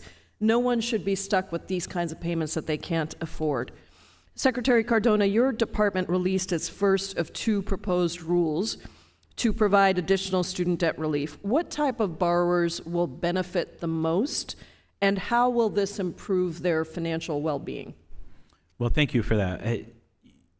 The borrowers that would benefit most are those who have had runaway interest. And I mentioned a teacher who had $30,000 just in interest. That prevented her from being able to even attack the principal of the loan. So that's one. I mentioned public servants. You talked about teachers and firefighters. Bipartisan bill. We want to make sure that you don't have to jump through hoops to apply for that. If you worked for 10 years in public service, if you've paid your loans, it should be automatically discharged. We have a teacher shortage, we have a nurse shortage, and we wonder why. So we're trying to make it simpler to have access to a bipartisan bill that was passed in 2007. Thank you. Textbooks have been an enormous strain on students' finances. They can cost up to $1,200 annually, and textbook costs are on track to double every 11 years. Students can save by buying used books or renting or borrowing from their library, but some institutions actually automatically bill students for their books. What is your department doing to prevent students from spending more than needed on their books or on other hidden fees that are really preventing students from accessing the kinds of supports they need for a quality education? Well, thank you for that question. As you know, this is in negotiated rulemaking, so I really can't comment on specifically, where we think we're going to end up. But we are taking a very close look at what students are paying for. I'll have 2 in college next year, and I recognize the different fees and what they add up to, and we want to make sure that our students are the information is transparent and they're getting what they're paying for, and it's not something that's assumed that they're going to need. Thank you. I want to discuss federal K-12 education funding for children experiencing homelessness. Your department's 2023 guidance for American Rescue Plan homeless youth funding has really been an incredible lifeline for those families. For example, it helps schools provide gas cards and cover car repairs in an emergency to increase attendance. And I know that these funds are expiring soon. Right. What supports does the department have in place for families experiencing homelessness, including for after these funds expire? Sure, thank you. And you identified an issue that is increasing in our country, homelessness, and making sure that our students are protected and are able to learn and the conditions for learning are right. We're requesting a $129 million budget request for FY25. Programs like preschool programs, supplemental instructions for students that fall behind because of the trauma of being housing insecure, before and after school programs, transportation. And as a school principal, let me tell you, that was the most expensive thing. Making sure the student doesn't have to bounce 5-6 different schools under the McKinney-Vento Act to have a solid, consistent education. So transportation and then healthcare referrals is also something that is required. Thank you, Mr. Secretary. Mr. Chairman, I ask for unanimous consent to enter into the record this report from Schoolhouse Connection called Overlooked and Almost Out of Time, as well as an article called Grocery Cards and Car Repairs, How COVID Aid Changed the Way Schools Can Help Homeless Kids. No objection. I yield back. Thank you very much. I'd like to now recognize Ms. Hutchin. Thank you, Mr. Chairman. Secretary Cardona, I appreciate you being here today. I did wonder if you might show up, given that you seem to have little respect for our congressional inquiries into the goings-on at the Department of Education. As you know, I recently sent you a letter about the failed 2024-25 FAFSA rollout, but much like parents and college students across the country, as of today, we've not received a response on what you're doing to remedy the problems you created for millions of American families. So today, with my time, I'd like to ask a few of these questions now. I'm a parent to a college student and a high school senior. I'd like to understand what contributed to the delayed and ineffective rollout of the 2024-25 FAFSA. Thank you for that question, and I just want to assure you that I take oversight very seriously, and communicating information with you is really important to us. Our department has provided over 50,000 pages and responded to 35 letters from this committee alone. I take it seriously and will continue to take it seriously. We've had many delays with FAFSA, frustrating delays that have been able to fix. It's working now, and I encourage students who are listening to sign up. If you sign up today. What would you say contributed to the delays and the ineffective rollout? What were the contributing factors? There were some programmatic issues that required our engineers to reprogram codes and have. And how work much done. time were you given from the time the bill passed to the time that you were supposed to roll out? Excuse me? The FAFSA Simplification Act, how much time were you given between the time that bill passed to the rollout date? I believe it was passed in the last administration. So do you know how many years that was? It's 3 years. 3 since we years, took it. okay. What is your department doing now to support students and parents who've been unable to submit it, who've been given incorrect financial aid information, or who have not received their estimates? What are you doing for those students? Thank you for that question. That's something we take very seriously, and we are working very closely to provide resources for families and What different kinds of languages. resources? Well, videos on how to figure it out. We have $50 million now going into communities to make sure that we're knocking on doors for those students and families that still have to fill it out. We have tutorial videos. We have a national strategy in partnership with the Boys and Girls Club, YMCA, school districts. We're working closely with districts. And I have to say, we've also worked on return to repayment, USDS servicing contracts. And what we're doing now to make sure that we improve processing is make sure that our FSA department is designed for the work that's being expected of it. So we're asking for a budget increase. Given that you had 3 years to get this right the first time, why should we expect that this upcoming FAFSA would be ready by October 1st? I know in the Senate Appropriations Committee you recently said your expectation was Right. that it would be ready. Why should we believe that? Well, look, I can be happy to share what we're doing on a day-to-day basis, but we are taking this very seriously. We know how important it is to our families and to our schools, and our schools have been extra patient and working very closely with us to deal with the updates. And I'm happy to say that 2/3 or more are already processing. We're committed to making it better every year and opening doors to higher education. I can tell you that 60 to 70% of our students, on average, were applying for FAFSA. That's not acceptable. We need to be closer to the 95% range, and that's what we're going to work toward, and we're going to make sure that it opens doors to higher education for more Although the students. frustration that I experienced in trying to do the FAFSA certainly would deter people from participating in that this year. As you know, the soft launch was, that's a generous term, using the word launch. It was clear that it was a hasty release to barely meet the letter of the law. By all measures, in my view, it was a disastrous failure. What grade would you give yourself and the DOE on the botched FAFSA rollout? I'm committed to improving it and working What grade with would you give yourself? I'm not in the classroom now. I'm not going to be Well, you're the head providing of the a grade. Department of Education, Right. sir. What grade would you give yourself? We are committed to making sure Okay, you're FAFSA not works going to for answer the students. grade level. I would give you an F. I think millions of American families would do the same. Question, were you given a congressional directive by law to bail out student loans? Yes or no? I was not given a Okay. congressional. Were you given a congressional directive by law to simplify FAFSA? Yes.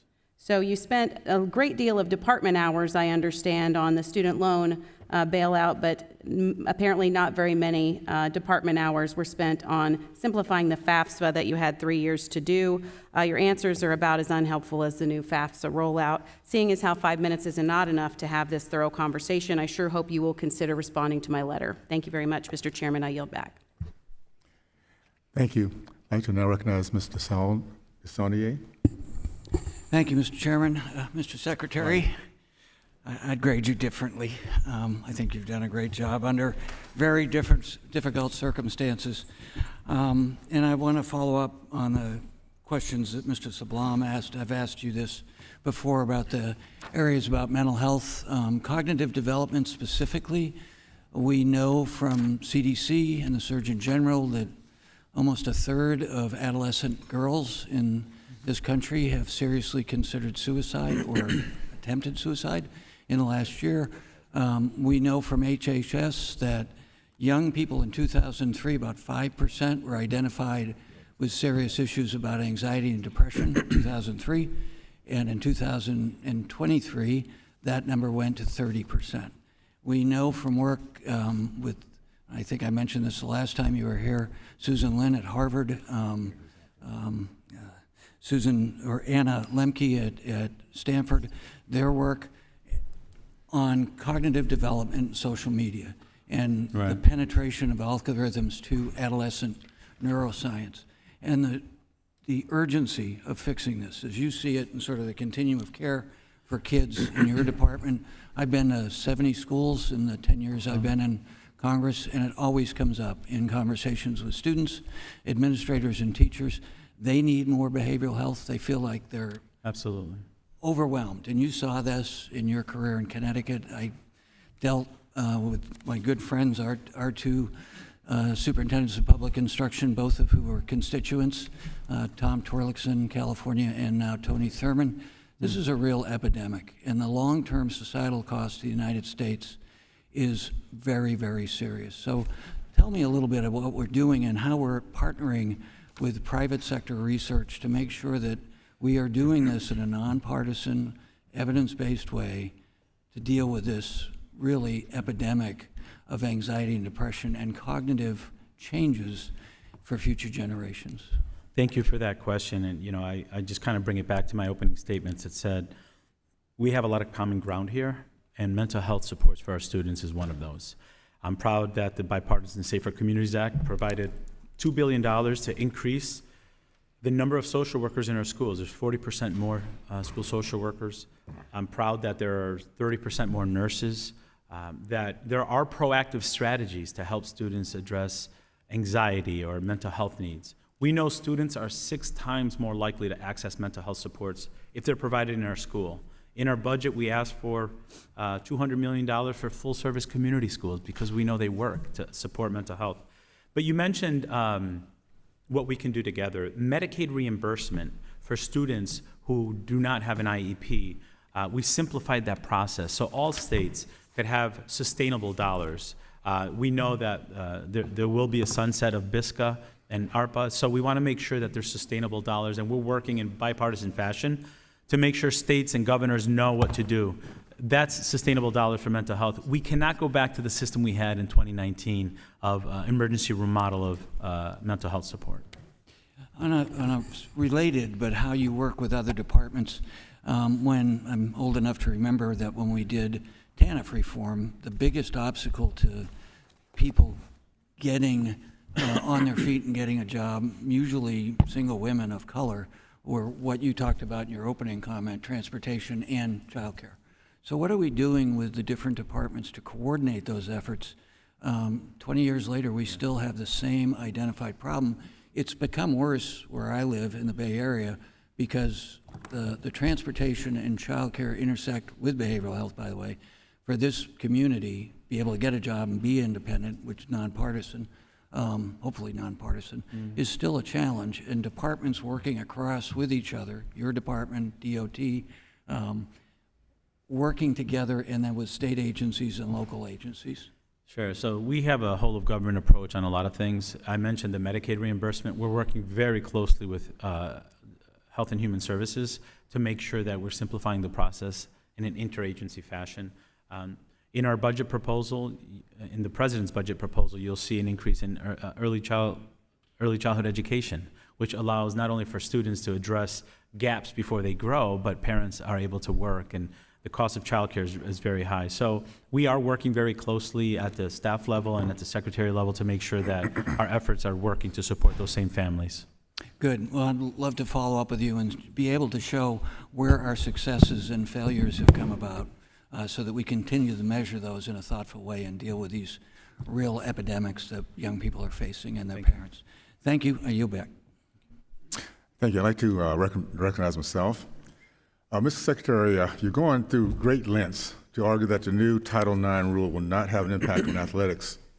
Setting aside the absence of court decision preventing it, and setting aside the fact that athletics is noted, printed over 30 times in the rule description, I have some very simple questions, straightforward questions. I'm just hoping to get some yes and no's on it. With energy put into Title IX rule changes, it's a 3-year effort, can you assure us that your rules do not change protection of our girls that have had for over 50 years? Can you assure us that protecting biological girls from competing against genetically stronger, bigger, and faster biological men will not be considered a federal discrimination? Thank you for the question, Congressman. You are referring to the athletics, am I right? Yes. Yeah, so that rule-making process is underway. We haven't... Okay, no, so, no, and really, it's... We haven't finalized the rules. Okay, so is it a possibility that this girls competing against boys or refusing to would be considered discrimination? As Is I that said, a possibility? I'm here to discuss, what we're doing in education to help children. Propose rules, whether It's really a yes or no. I mean, it should be a yes or no. It's a bridge that we all know that you're trying to get across. So just, is this something that you're looking at doing right now? Possibility? I don't want to comment on a proposed rule that we haven't finalized yet. Okay. We have over All right. Thank you. 140,000. Let me just continue then. Mr. Secretary, you're in a very unique position to impact the lives, futures, and fortunes of millions of female athletes. Americans on both sides of this debate need to know how deep your commitment is. Would you force your daughter to undress in the bathroom with boys who are also undressing? I am not going to be commenting on athletics rules that we haven't okay. proposed. You can't say yes or no on that? I'd be happy to talk about a Title IX. If your daughter was reporting she felt uncomfortable in a boy's presence in a bathroom or locker room, would that be considered by your administration discrimination or bigotry? As an educator for over 25 years. You can't say yes or no to that? I'd love to respond to your question, sir. Okay, so yes or no. Would it be considered discrimination? She did not want that to happen. As an educator for over 25 years, we have had the Okay, responsibility. all right. I don't have but a few minutes here. Girls have now entered into contact sports of boxing and wrestling. Would you allow your daughter to physically fight and get beat up by a boy who called himself a girl? Yes or no? Be happy to, once we finalize our regulations on Title IX athletics, to come back and have a conversation with you. Let me just read this real quick. There's a Cherokee proverb that says, "A man's highest calling is to protect women, so she is free to walk the earth unharmed." I'll say this, Mr. Secretary, before I go on to this next topic. With all due respect, I pray that our country will never, ever have the vision that your policies are now driving us toward in terms of manhood. It's a vision that teaches our boys that harming girls is no big deal. I pray that we remain a country that produces overwhelmingly mass majorities of men who feel the way I do about my girls. I will give my life in a heartbeat for my girls. And the blessings I have is they have no doubts about that. There are millions of men and women across this country that do not have faith, do not have trust in you protecting our girls because of policies you can't say yes or no to. By the way, those are not very hard questions as a father. It's either yes or no, and you could not answer that. Okay, I'm going to switch pages real quick. At the Senate Appropriation Committee hearing last week, you stated that there's an active investigation at Columbia University, but your staff is not on site. As protests and harassment of Jewish students continue at Columbia University, this is an opportunity for the Office of Civil Rights to see firsthand what is occurring and how Columbia is failing to protect the rights of its students. You implied earlier that you were running out of funds. I have a hard time believing the Department of Education is broke. I think it's more of a priority.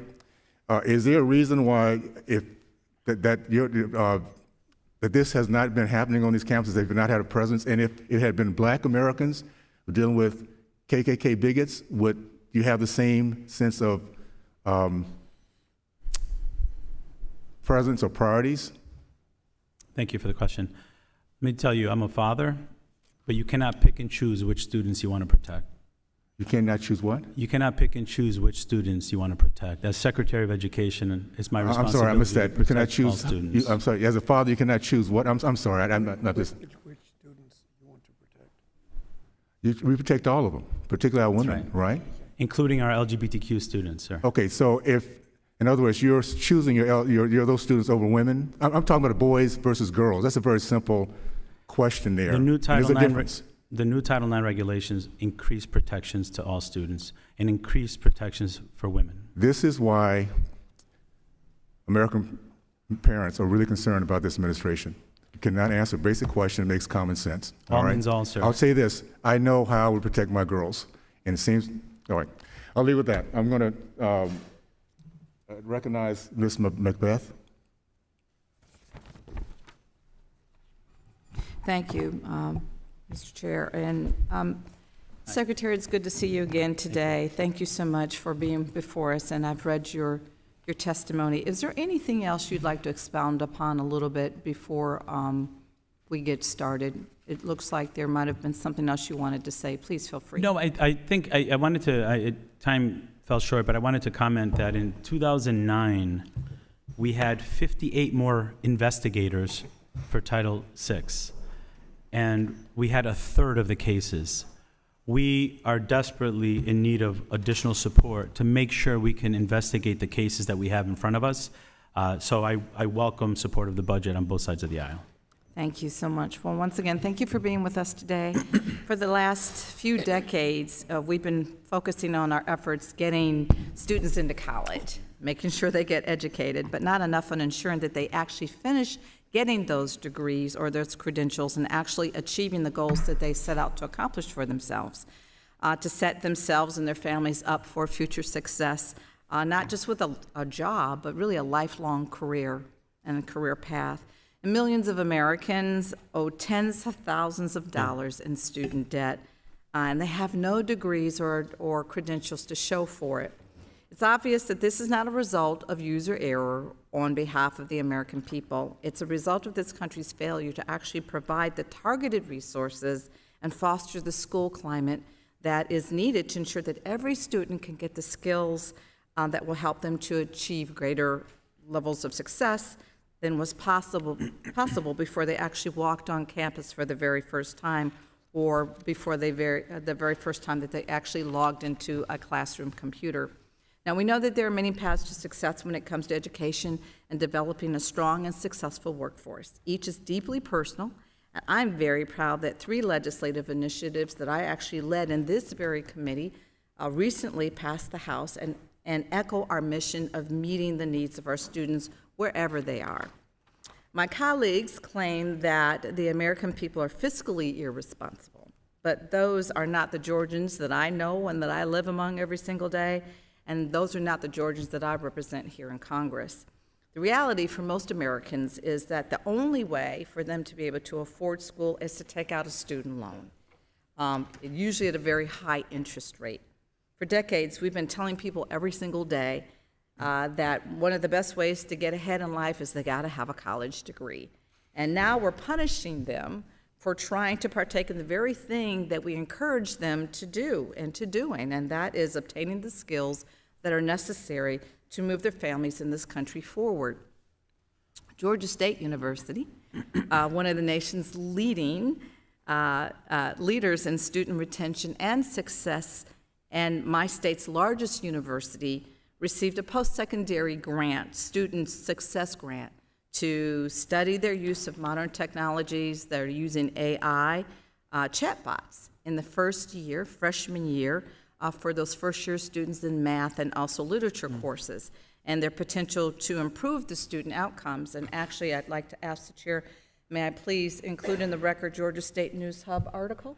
Without objection. Thank you. In 2016, Georgia State began this AI to stay in contact with students over the summer and successfully helped to cut the number of high school graduates who were accepted into GSU, but they failed to actually follow through on everything that they needed to do to actually be registered and prepared for the fall session. And so this new technology and use of technology is actually helping more students live out their dream of attending college, because GSU was actually able to cut down that number of students that were not registering and being prepared. They cut it down by half, and I think that's pretty amazing.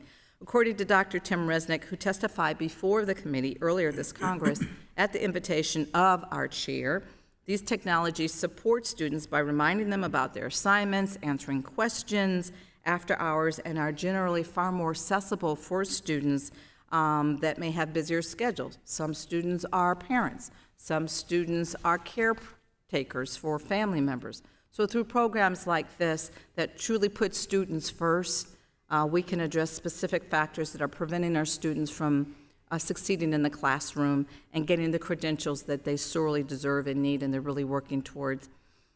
My question to you, Secretary Cardona, is post-secondary student success grants, which I've just talked about, have the potential to become a premier grant program that will assist colleges and universities with their efforts to improve retention and completion rates and ensure student success.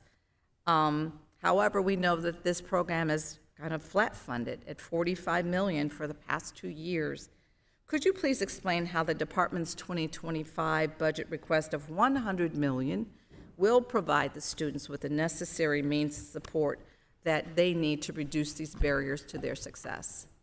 Ms. McBath, I have to say you began your question with 2 seconds left and you're 40 seconds over. So I'm going to ask the Secretary to submit an answer to you in writing.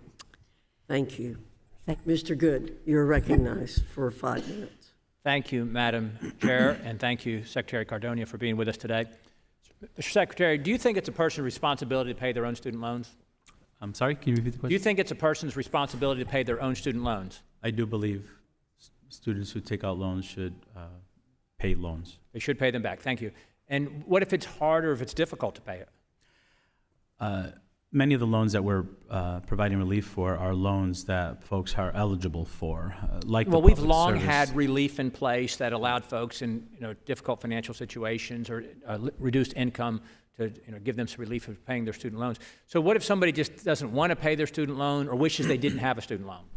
They should still pay for it. Yeah. Okay, very good. That's all I'm looking for. They believe they should pay for it. And now, do you understand how federal spending is paid? So federal spending, how is that paid for? The work that we're doing to No, what I'm asking address- is, do you understand how federal spending is ultimately paid for? And it's not a trick question, it's a simple Right. question. No, Go ahead but and answer it if I you wanted know to it. just kind of go back to the. No, I'd like to higher- know if you know how federal spending is paid for ultimately. Yes. How is it paid for? I'm here to answer questions about Who pays the budget. who pays for federal spending? Yeah, taxpayers. Okay, taxpayers pay for spending, exactly. Whether it's higher taxes or lower purchasing power from Bidenflation or Biden's higher interest rates, they have diminished purchasing power as they suffer under inflation as a result of federal spending. I appreciate you confirming that. So student loan debt, you would say, is legitimate. It's legitimate debt, correct? The work that we're doing to Now, address. is student loan debt legitimate? Is it legitimate debt, or is it illegitimate somehow, and it's not? When I what's being talk paid to students who have been defrauded by. Now, what I'm asking is student loan debt legitimate?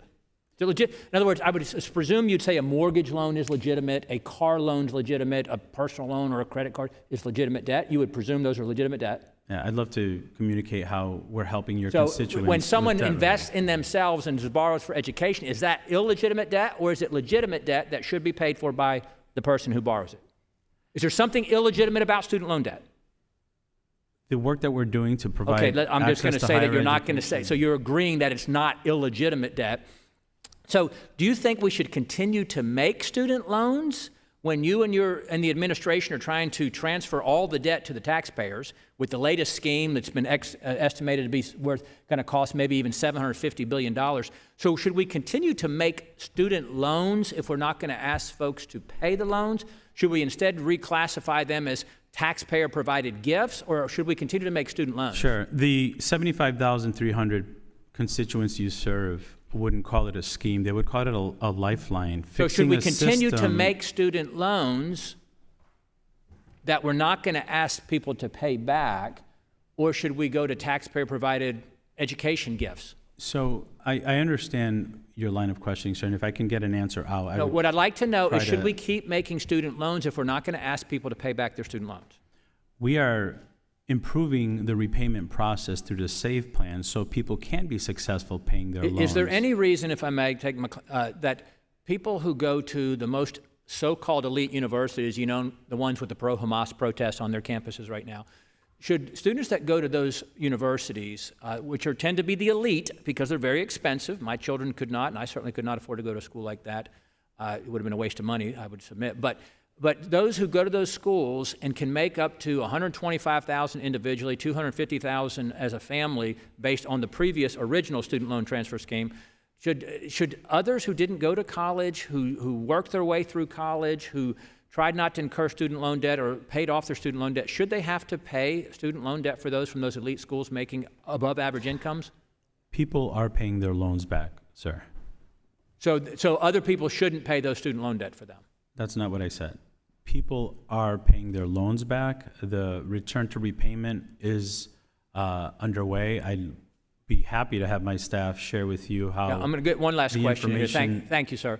In February, the department published a draft proposal that lists 16 different indicators that the secretary yourself will use to determine whether a borrower is in economic hardship and therefore able to have his or her loan balance paid or really transferred to the taxpayers.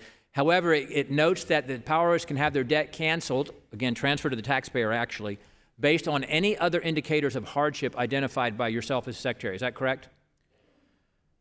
We have over 1 million people Is it going correct that it allows for you to decide any reason why someone can have their debt canceled, any other indicator of hardship? Is that correct or not correct? We are fixing a broken system So that requires. what constitutional authority do you have to unilaterally decide whether or not someone should pay their student loan debt or whether the taxpayer should pay that?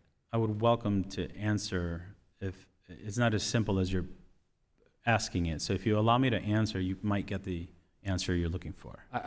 Madam Chair, my time has expired, so I yield back. Thank you, Mr. Good. Ms. Hayes, you're recognized for 5 minutes. Thank you. Before I start my questioning, I would just like to say that mortgage loans are legitimate debt. And I can remember in 2009, I was a teacher. I had a contract being paid $37,500 a year. I was also a taxpayer, and I was not a homeowner. And the country decided that we would bail out the mortgage company through the Home Affordable Mortgage Program. And as an American, I recognized that that was good for our economy. And I went to work every day and I paid my taxes, and we bailed out the mortgage industry and the finance industry and the auto industry. So the idea that we draw the line at student debts and people who just want a chance to get ahead or have a fighting chance in this society is just something I can't wrap myself around. But thank you, Mr. Secretary, for being here, and happy National Teacher Appreciation Day. Across the country, university students are exercising their First Amendment rights. I'm going to talk a little bit slow here because this is what I used to have to do in my classroom when I talked about the First Amendments, because my students would always say, but miss, why are there so many in this one amendment? First Amendment protects the freedom of speech, the press, freedom of assembly, the freedom of religion, and the right to petition the government for a redress of grievances. All of those things are protected by the Constitution and are imperative to a functioning democracy. When my students would ask me, why are they all in this one amendment? I would generally respond that it is the way that we define who we are as individuals in a complex, changing, self-governing society. There are so many things that I can ask you about today because I believe so deeply in the work that the Department of Education does. I know that the work is life-changing, and it is the only shot that so many of our young people have. But I am deeply concerned by the rise in anti-Semitism and Islamophobia on college campuses. Like you, I know, like myself, I know that you believe that there is no place for hate speech or discrimination in education. I also know that as an educator, it's beyond pedagogy. If students don't feel safe and protected in their academic environments, they will not learn. And this is what the department is dealing with right now. As of April 30th, 2024, the Office of Civil Rights at the Department of Education, which oversees investigations of discrimination at institutions of higher education, has reported many cases. of discrimination. Past reporting by Industry Drive has shown a severe backlog in the processing and investigation of discrimination cases by the OCR due to funding challenges over the years. Secretary Cardona, in your testimony, you mentioned that the Department of Education is asking for a $22 million increase in funds for fiscal year 2025 to expand staffing capacity. Additionally, this funding would be used to address the alarming reports of rising anti-Semitism and Islamophobia. Many of my Republican colleagues believe that the entire department's budget, including OCR, should be flat funded. I think we have to stop admiring the problem and actually invest the resources to address it. So, Secretary Cardona, how would flat funding impact the ability of the department to process these claims in a timely manner? It would impact it significantly. Over 90% of the budget requests are for investigators. You've also said that the investigator caseload is at historically high rates, with at about 42 cases per investigator. This would rise to 71 per investigator, at which you describe as unmanageable. If funding for the OCR was to be increased, what would the department spend that money on? Please be specific. Investigators to investigate these open cases. Thank you. We had university presidents here a few weeks ago, and one of the things that they stated was that more guidance from the department would be helpful as they navigate in this space. What has the OCR done to proactively address claims of anti-Semitism and anti-Muslim sentiments on campus? Well, Friday I sent a letter out to over 5,000 university leaders, myself. This morning we released a Dear Colleague letter with very specific examples. And if you visit our ed.gov, there's a button there supporting campus safety. There are hundreds of resources there that were made specifically to support universities. I guess in closing, I would just like to add that it is, I think, easier for my colleagues on this committee to dismiss certain groups of constituencies, but as an educator, I know, like you know, that our job is to protect all students and make sure that all students have access to an education, and that we are working just as hard on their behalf as for any other group. Thank you for being here, and again, happy Teacher Appreciation Day. I yield back. Thank you, Ms. Hayes. Ms. McLean, you're recognized for 5 minutes. Thank you, Madam Chair. And I too agree with my colleague on free speech. But let me just share with you what free speech does not protect. And that is, it does not protect violence. It does not protect defamation of property. It does not protect threats on one's life. So I am for the First Amendment, but let's be clear, we know what the First Amendment is. I also want to make sure that I understand, before I get into my questioning, that the Department of Education's budget is $78.8 billion, and you're asking for $3.7 billion, for a total of $82.5 billion, and that's just not enough money to do your job. It's amazing to me, but there's no inefficiencies that we can find. If we just give you more money, everything will be great. That was my rant, so thank you for listening to me on that. Mr. Secretary, President Biden's Department of Education has canceled $153 billion in student loan, with plans to cancel $1.4 trillion. The House of Representatives said no. We actually passed legislation on that. The Senate said no. The Fifth Circuit Court said no. And the highest court in the land, the Supreme Court, said no. Yet you continue to march on. I would like to know what makes you qualified to ignore the majority of Congress and the Supreme Court.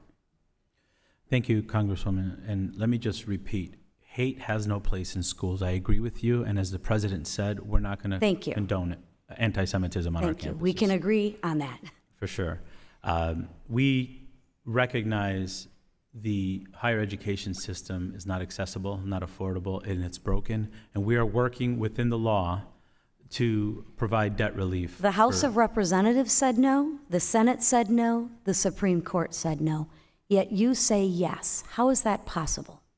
The Higher Education Act gives me authority, and if...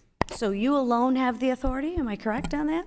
Implementation of, You're higher than the Congress, the Senate, and the Supreme Court. no, that's not what I'm saying. Okay. I didn't think that I'll was. give an but- example. Public service loan forgiveness, bipartisan bill, passed in 2007. Poorly implemented for 4 years. Only 7,000 people benefited from it. 98% of people were denied. We are Mr. implementing Cardona, it. I appreciate that. My question is really simple.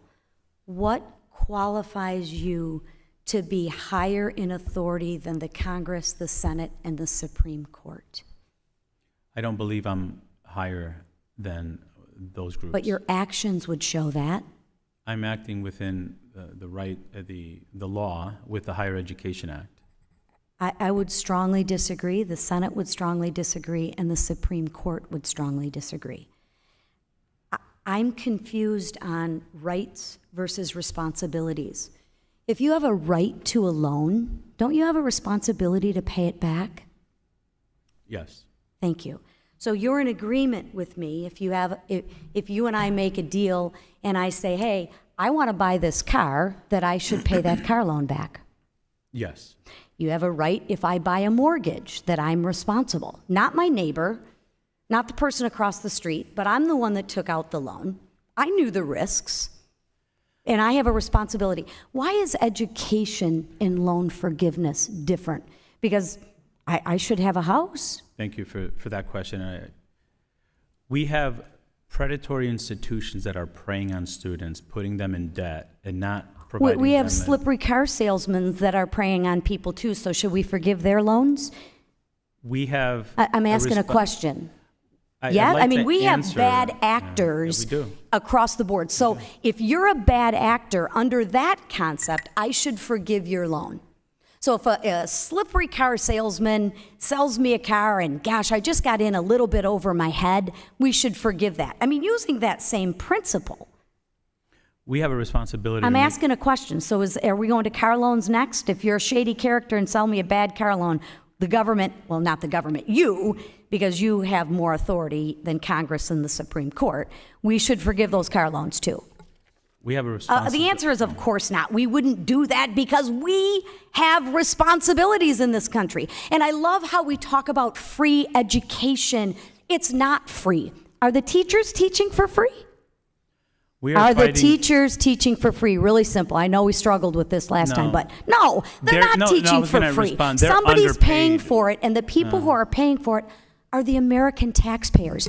If you have a right, you have a responsibility. And shame on you for going over Congress and the Supreme Court. And with that, I'm over. Thank you. Thank you, Ms. McLean. Pursuant to the previous order, the chair declares the committee in recess, subject to the call of the chair. We'll reconvene in 5 minutes. Thank you. All guests should remain in seats until the witness is allowed to leave the room. So the committee stands in recess.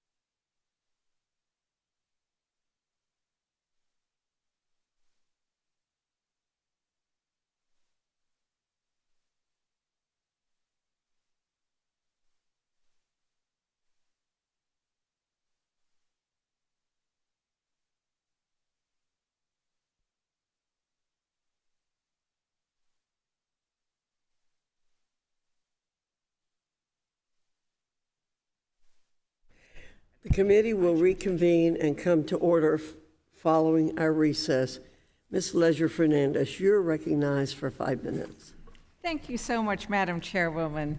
And thank you so much, Secretary Cardona, for being here today. Thank you. For keeping the focus. I know it's been hard because of the manner in which the questions get asked, but I keep seeing you keeping the focus on the issue of education, because we know that education is both the foundation of our democracy as well as the path for prosperity for our families. Now, I wanted to give you the time to answer a bit about the question that came up earlier. You really weren't given the time, or I'm sorry, the respect to be able to explain the authorities that you have under the Higher Education Act to forgive student loans. And that authority was given to the department through the Higher Education Act.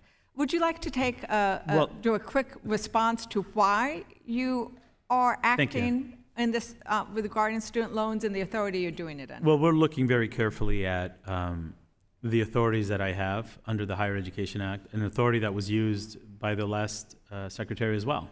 And the crisis that we're in with our higher education loan system and access to college, and we're using our authority carefully to make sure that we're making targeted decisions to help students accomplish their goals of reaching college and following up on what in bipartisan fashion, what Congress approved through the Public Service Loan Forgiveness Program.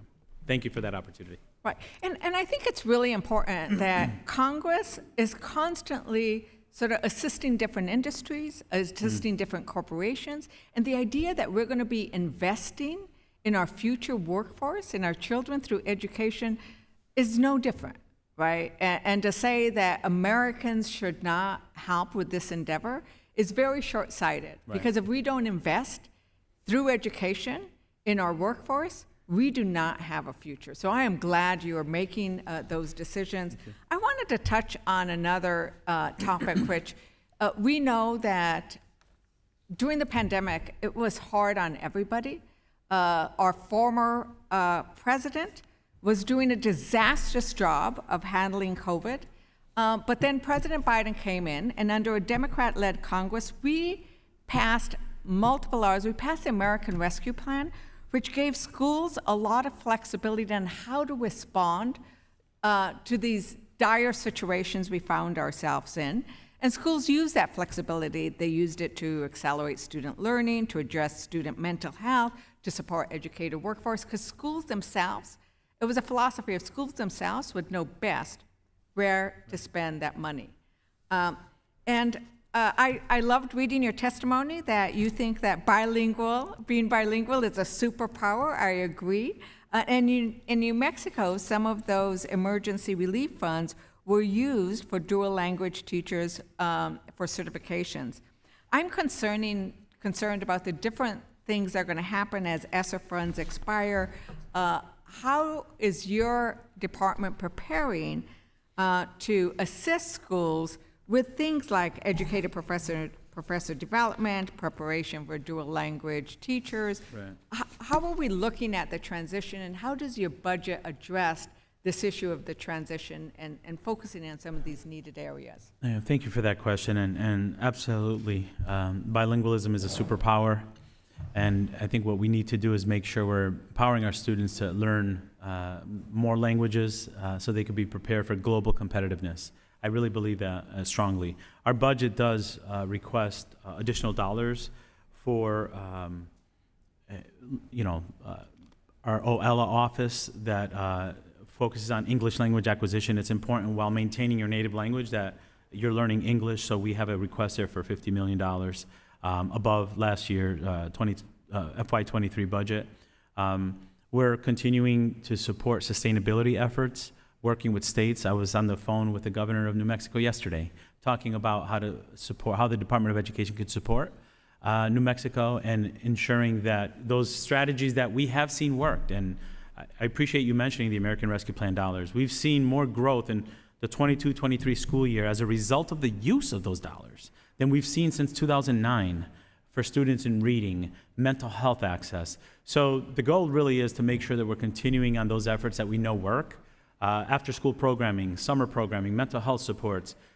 We're working with states on how they can use existing funds, and our annual budget does show we're increasing Title III dollars, Title I dollars to make sure that schools have the dollars that they need to be successful. Right, and those Title I dollars are so important because if we want America to succeed, we need to make sure our working families and those families that are living in the highest areas of poverty have the support they need.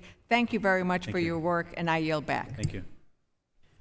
Thank you. Ms. Miller, you're recognized for 5 minutes.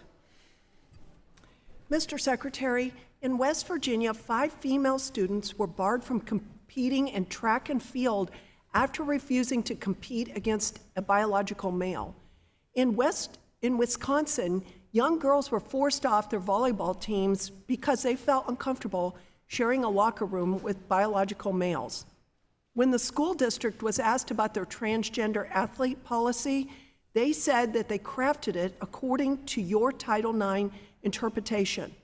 Mr. Secretary, what consequences will female students face if they do not want to share a locker room with a biological male under your Title IX rule? Thank you for that question. Schools have the responsibility to make sure all students feel safe, including using the bathrooms. And as a lifelong educator, these are decisions that I've had to make as a school principal, as a district leader. Well, I'm so glad that you brought up that you're concerned about the safety of students, but the Title IX rule and the guidance that you are putting out, that you've been putting out for 3 years, is taking away the safety of our daughters in their private spaces, in their locker rooms and showers, and taking away their athletic and educational opportunities. Girls in Wisconsin and West Virginia refused, and they were kicked off their teams. These schools are basing their decisions on your rule. This is happening because of you and Joe Biden. So, Mr. Secretary, in health education class, if a teacher says that men cannot become pregnant, and then a student goes to the Title IX coordinator and says he's uncomfortable that the health teacher insists men can't get pregnant, what should the Title IX coordinator say? I'd be happy to refer that question to the Office for Civil Rights to provide guidance. And I can tell you that in our Title IX rules that we recently put out, there's more guidance that goes along with it. I'd welcome an opportunity for my team to work with your constituents to make sure that the implementation of Title IX. But what I want to know is, in biology class, if the health teacher, or the health class, if the teacher says that men cannot get pregnant and someone reports that to the Title IX coordinator, what should the Title IX coordinator say? Because you are in charge. Right, and I'd be very happy to have your constituents get support to make sure that their Title IX coordinators have information. We've provided a plethora of technical assistance, and we're going to continue to support regardless what of would you say? Republicans or Democrats. What would you say? Should that teacher get in trouble? I don't want to comment on hypotheticals without enough information, but Okay. what I will tell you that I respect there are different opinions across the country, and we're Okay. committed to supporting schools. So you respect a health teacher or a biology teacher saying that a biological male cannot get pregnant. You are recognizing biological sex, but in athletics, you are wiping out biological sex and going with gender identity. So I want to know, gender identity is not defined in your rule. Can you give me the official definition of gender identity? So I think the statement you said was inaccurate. We have not released our Title IX athletics rules. Those Actually, are you proposed. have for 3 years. You've been putting out Title IX guidance rules. I brought them with, as you can see, and it does have to do with athletic teams. So moving on, could you please tell me what the official definition of gender identity is? We're in the rulemaking process for athletics. As you know, that was submitted maybe 9 months after the proposed rule for Title IX. So we're in the process of listening to 140,000 comments, Well, which have the different schools are opinions. being threatened to have their federal funding pulled because they're afraid of the consequences, the real-world consequences of your Title IX rule and your guidance that you have put out. I do want to know, what would you say to a female athlete who would have won a gold medal, but it was now is getting a silver medal because a biological male took it? As I said, Congresswoman, our athletics rules have not been finalized, and I'd be happy to work with whomever Okay. you want our team to work with to Well, help I understand do have to Title say, IX you are not regulations. protecting everyone. I'm here to protect girls and to stand up for families and parents across the country that are outraged over this. You are not protecting girls. You are making a choice. You're choosing boys over girls. You are satisfied with letting the girl take the silver medal while the boy, biological boy, takes the gold. You are going to be remembered as the education secretary under Joe Biden who erased girls' sports for an entire generation. You should withdraw your Title IX rule or resign. Thank you, and I yield back to Dr. Fox. Thank you, Ms. Miller. Ms. Wild, you're recognized for 5 minutes. Thank you, Madam Chairwoman and Secretary Cardona. Thank you so much for taking the time to speak to our committee today. I wasn't here for the entire hearing because I had another hearing across the hall as things work out in Congress, but I have been briefed on the earlier testimony. I know that you've been asked an awful lot of questions about FAFSA, and so I'm going to be limited on that and get to another issue that I think is really important. But I will say, and I know you've heard this from everybody, the number of concerned parents, as well as the institutions of higher learning in my district that I've heard from has been overwhelming. But I'm sure your job has been quite overwhelming this year, given everything that's going on. On the FAFSA issue, I don't want to repeat things that have already been asked and answered, but I have heard from some institutions that about 30% of the initial institutional student information records, otherwise known as ISIRs, and for the benefit of those who may not know, that's something produced by the FAFSA system that includes data about a student's financial aid eligibility, right? Yes. So I've heard that about 30% sent to the colleges have errors and need to be corrected. Might be higher, that number might be higher for institutions that serve low-income and first-gen students.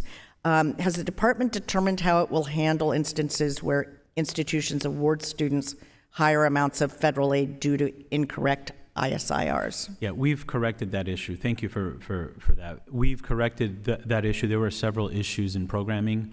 There was an issue with information for tax data information that we've also worked to correct.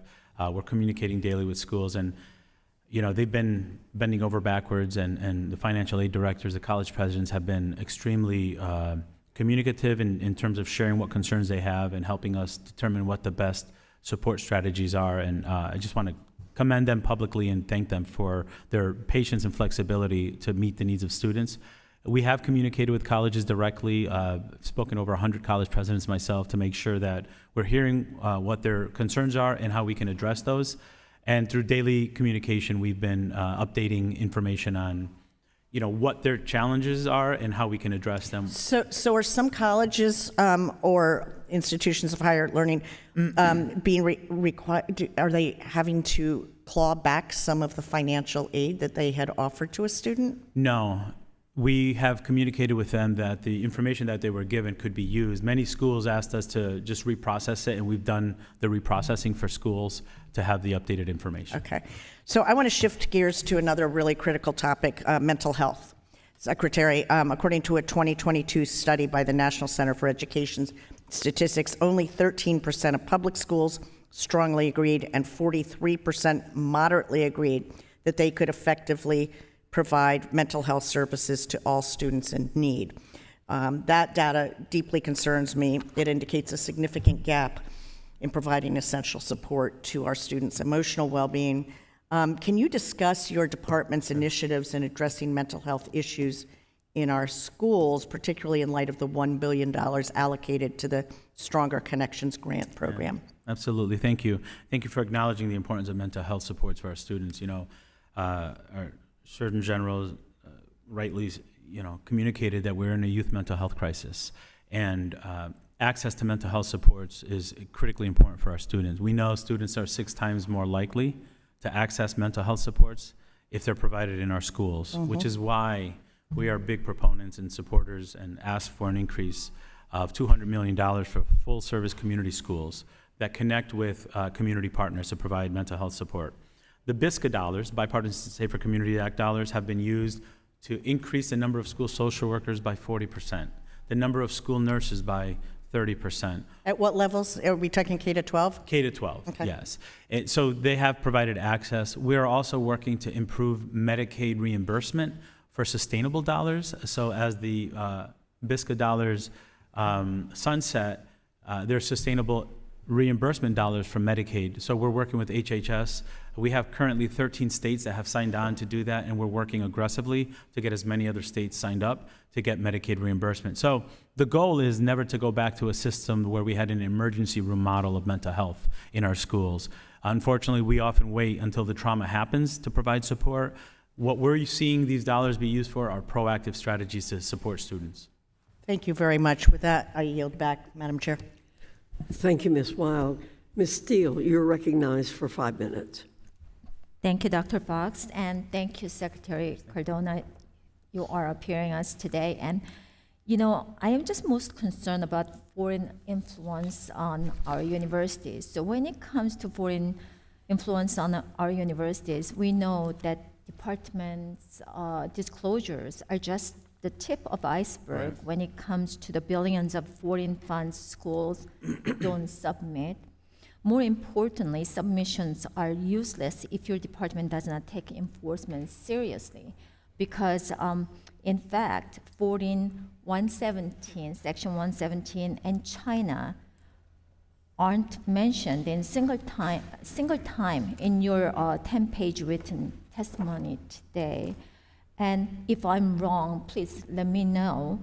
But your department maintains a list of open Section 117 investigations, but every single one has opened by under Trump administration.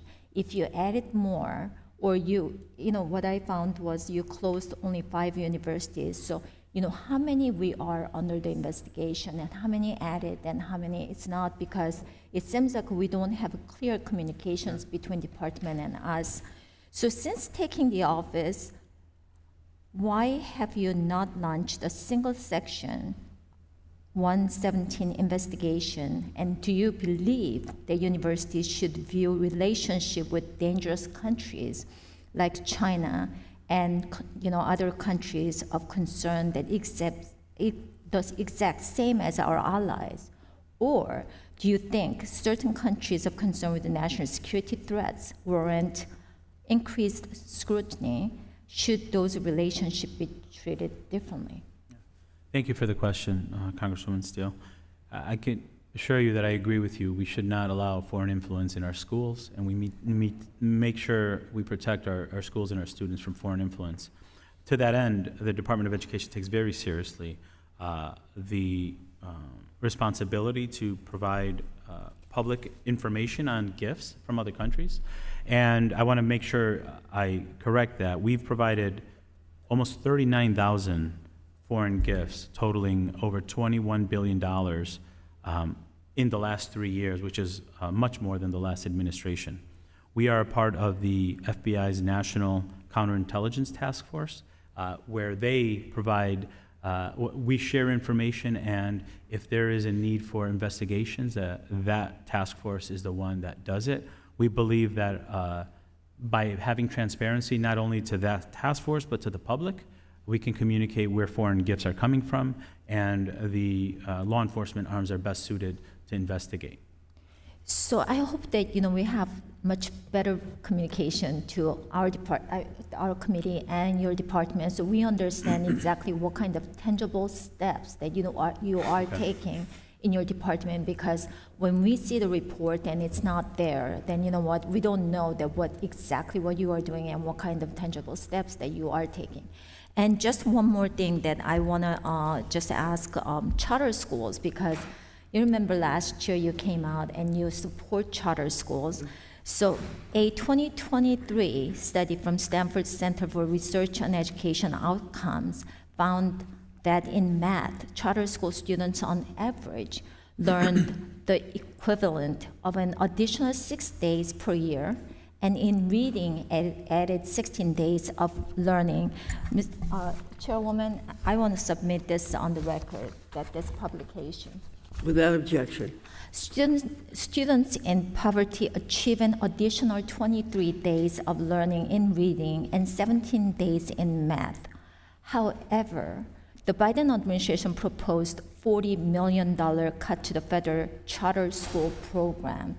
Why such excellent result for at-risk students that the administration would like cut? Because we have to add more charter schools. Yeah. Thank you for the question. I agree with you that parents should have options for their children, and charter schools are a viable option. Thank you for agreeing with us. Yeah. You know, and I have to be very frank. You know, the Fiscal Responsibility Act is something we take very seriously.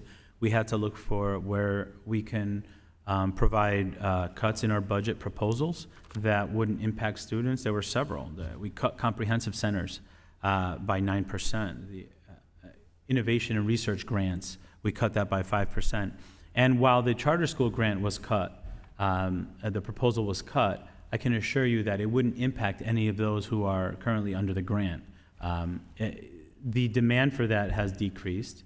I'd be happy to have my team share more information about that, but it is still the largest K-12 competitive grant that we oversee at the Department of Education. So I think that's testimony to the fact that we do support charter schools as an option for families who choose it. So there's no impact on charter schools? No. A $40 million cut is a lot for the charter schools. What we've had to do, and again, speaking about the lack of demand, what we've had to do is using the grants, front load dollars. It wouldn't affect any of the CSP awards for years. Thank you. My time is up. I yield back. Thank you, Ms. Steele. Ms. Wilson, you're recognized for 5 minutes. Secretary Cardona, thank you so much for joining us today. I just loved your visit to my elementary school, and I want you to come back again. I want to express my gratitude for the Biden-Harris administration's dedication to our students. Our former Secretary of Education has stated her goal was to eliminate schools. That's what you call insanity on steroids. The Biden-Harris administration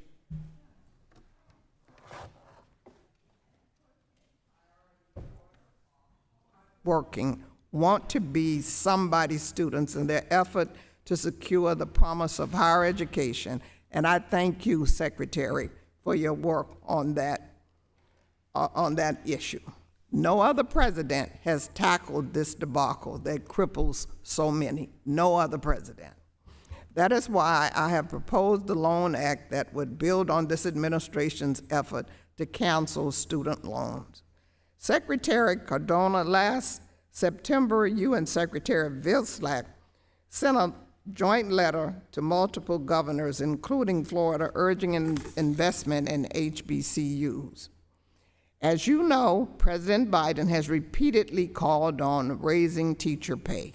And during this Teacher Appreciation Week, I would hope the Department of Education reaffirms its commitment to our teachers. I want to also thank the department for its recent Title IX changes that combat sexual harassment and discrimination. It's crucial that we affirm our commitment to safeguarding the LGBTQI+ community and combating sexual misconduct on college campuses, and I thank you for that. One thing of concern to me is the recent FAFSA rollout that has disrupted educational opportunities for thousands of students. But I know together this administration, with your help, will work to deliver for our students to ensure we deliver a high-quality education across these United States.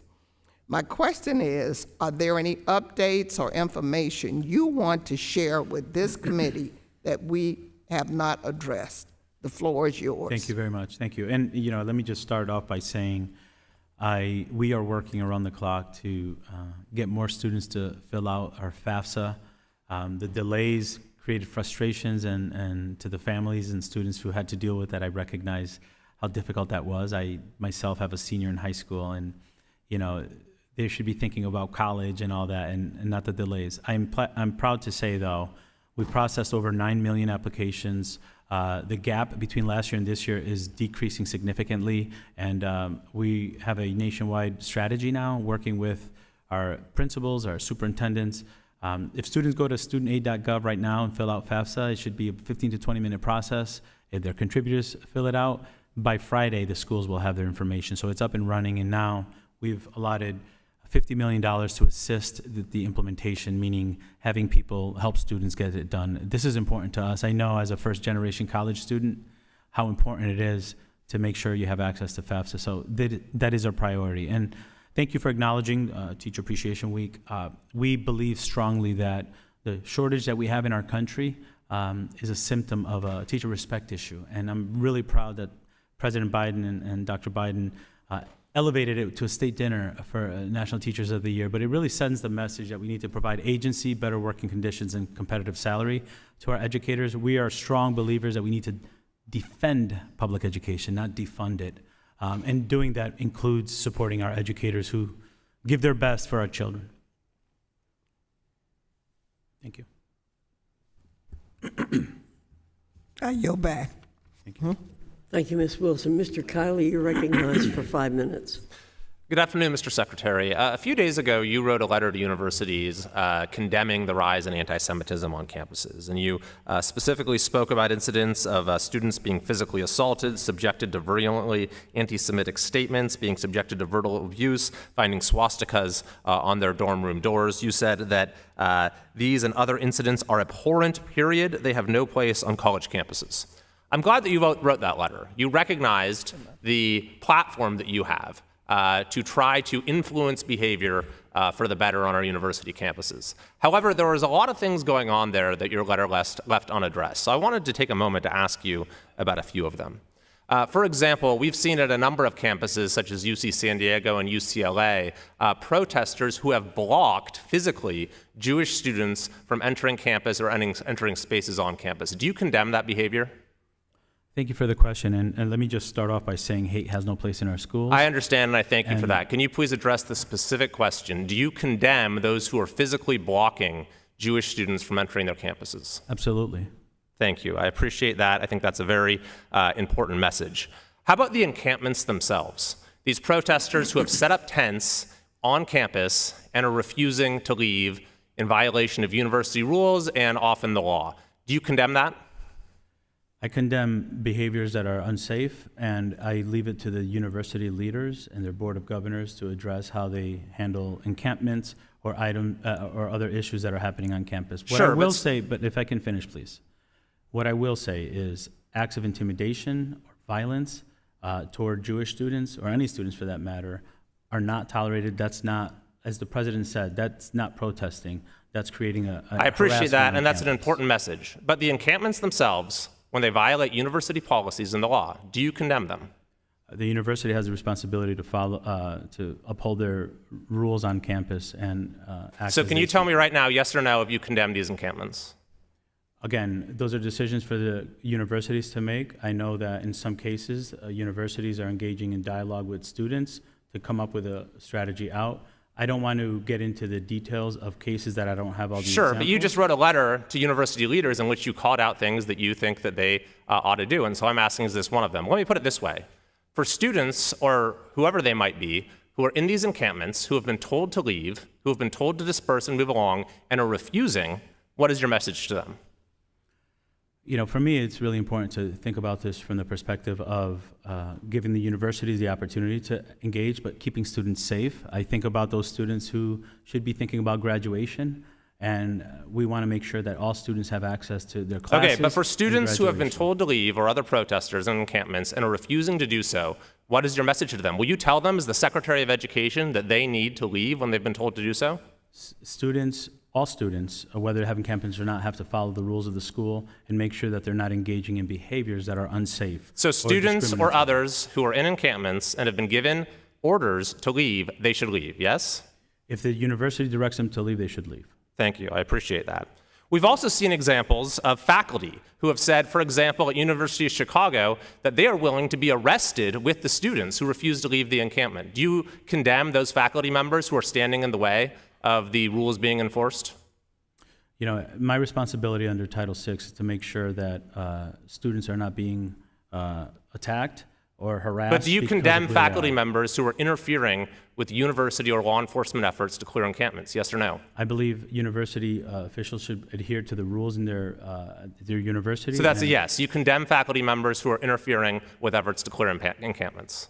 I support university officials following the rules of their universities, yes. How about some of these universities that are negotiating changes in university policy towards Israel is as a demand of those who are in the encampments? Do you think that's appropriate? My responsibility under Title VI is to enforce with the Office for Civil Rights violations of Title VI. And No, our Mr. letter- Secretary, you've been very outspoken on a number of issues. So I'm asking you your view. Do you think that's appropriate for universities to cede to demands of those in encampments and actually change policies towards Israel in response? I think it's my responsibility to be very clear that we will not we will not accept hate on campus, and we stand against that. We've seen some universities talk about ending study abroad programs to Israel. Do you think that's appropriate? Our Title VI regulations make it very clear, and if you go to our website at .gov, there's a supporting safer Okay, I'm not campuses. asking about your website. How about demands to cut ties with Hillel? Do you condemn those demands to cut ties with Hillel at universities? There's guidance there for universities where a lot of the questions that you're asking makes it very clear. Okay, but your letter said that certain things are abhorrent on campus. Would you say that's one of them? Calls for universities to cut ties with Hillel. Is that abhorrent, to use your word? Violence towards students, anti-Semitism on campus, which we've seen. Mr. Secretary, you're not willing to condemn calls to cut ties with Hillel? Will you condemn that, yes or no? We are responsible for adhering to Title VI and enforcing it, and your support of our budget would help us get to that level. Instead of creating division, as I said at the beginning of my call, it'd I be yield helpful back. for us to Thank you, work Mr. together. Kiley. Yeah. Thank you, Mr. Secretary. Ms. Manning, you're recognized for 5 minutes. Thank you, Madam Chair, and thank you, Mr. Secretary, for being here today. Mr. Secretary, I have just returned from a Holocaust memorial ceremony in the Capitol that seemed all too relevant today, because we were reminded that the Holocaust did not start with the death camps. It started with Jews being demonized, harassed, dehumanized, blamed for evils they did not commit. And over the last few months, I have met with Jewish students on college campuses who are being demonized, harassed, dehumanized, blamed for evils they did not commit. And I have visited Columbia University, and I've seen signs that can only be interpreted as calling for the elimination of the State of Israel and genocide against Jewish people around the globe. I am pleased that you have put out the letter that you put out today. It's detailed. It contains real-world examples of the kinds of things that can be considered worthy of an investigation by the Office of Civil Rights. And I appreciate the detailed examples because we need more reasons for schools to do their job and keep Jewish students safe and make sure that we stop the anti-Semitism that is happening on college campuses. So what I am interested in today is finding out what more you can do from your position to stop the anti-Semitism that has exploded on our college campuses. Yeah. If you were given the funding that you need, could you enforce more of the Title VI requirements and help schools and administrators understand what their obligations are? Absolutely. We could not only, you mentioned the Dear Colleague letter that we submitted today. There was a letter from myself to college presidents Friday with examples, but by investigating, closing out investigations, which the funding that we're asking for will help us to do, we can create case studies or lessons learned from examples of cases closed that are happening today. And so we strongly encourage support of the budget. As you know, the Department of Education plays a major role in the U.S. national strategy to counter anti-Semitism. President Biden is the first U.S. president ever to issue a national strategy. I have introduced a bipartisan, bicameral bill that would codify the national strategy, and it would designate a senior official at the Department of Education to serve as your primary advisor on countering anti-Semitic discrimination in higher education. Among other duties, this official would proactively visit institutions to remind students of their rights and administrators of their responsibilities. How would having this senior official help you in your obligation to combat anti-Semitism? Thank you. Any resources that we can get to have human capital to close out cases. But specifically, a senior official whose job it was to monitor and combat anti-Semitism, would that be helpful to you? Absolutely. Absolutely. Yes, that person would be paying attention to what's happening daily, reaching out to colleges, students, and families, and addressing anti-Semitism. So I understand that you have deployed personnel to several schools that are currently facing protests. Which schools are the department's employees visiting, and how are they working with school administrators to restore calm and protect Jewish students? Thank you. We have many open investigations, and we have staff and schools that can have a more detailed list sent to you. We are communicating regularly with schools, and not only through the investigations, but also engaging with them around how to use the materials that we're providing to prevent anti-Semitism on campus. You testified before the Senate Appropriations Committee that schools in violation of Title VI, which protects students from anti-Semitism, will have their federal funding revoked. That is a serious position to take. Where do institutions cross the line into violating Title VI, and are you prepared to enforce the law against institutions that cross that line? I am. It is the last step. The goal is to change behaviors and make campus safe for all students and address the underlying issues that led to the report. If a school openly refuses to adhere to Title VI, revoking funds is something that I can do and I would do. Thank you. My time has expired. I yield back. Thank you. Thank you, Ms. Manning. Mr. Bean, you're recognized for 5 minutes. Thank you very much, Madam Chair. Good morning to you. Good morning, committee. And Mr. Secretary, welcome back. It is great to see you. You, Mr. Secretary, have a very impressive resume. You've been a teacher in Connecticut. You've been an administrator. You were a principal. Would you agree that one of the hardest parts of being an educator is the planning, the logistics of how many kids you have, how many little resources you have to make that out? Is planning a really tough part of being an educator? Planning is an important part of being an educator. Very good. So you would agree then when I hear from school districts of how hard it's been, the massive influx of illegal immigrants into our school system, you would agree that that's real. That's real, that they're having a hard time managing all these influx of students that they didn't know were coming. Planning for new students as a school principal was something that, we had to take into account. So it's a curveball. Do we know how many illegal immigrants are in our school systems right now? I can have my staff reach out to you about that information. I don't have it off the top of my head. So, but do you have any idea? Is it in the millions? Is it in the 100,000s? Do you have a general idea? And here's the thing. I should know the answer. I don't know. I've gone online to try to find the answer. I don't know the answer. But I would assume the Department of Education, you would know, but you don't know how many are here. I'd be happy to have my team follow up with you on specifics. No, I'm sincere when I say I'd like to know. Good. Does there come a number, though? Is there a number in the future that you would say, we just can't take any more? Is there a number that you would agree that we just can't take any more? It's causing our numbers, right, teaching our kids to suffer when we just can't logistically plan for the future. Is there a number that you would say enough is enough? So it is the There's not a number?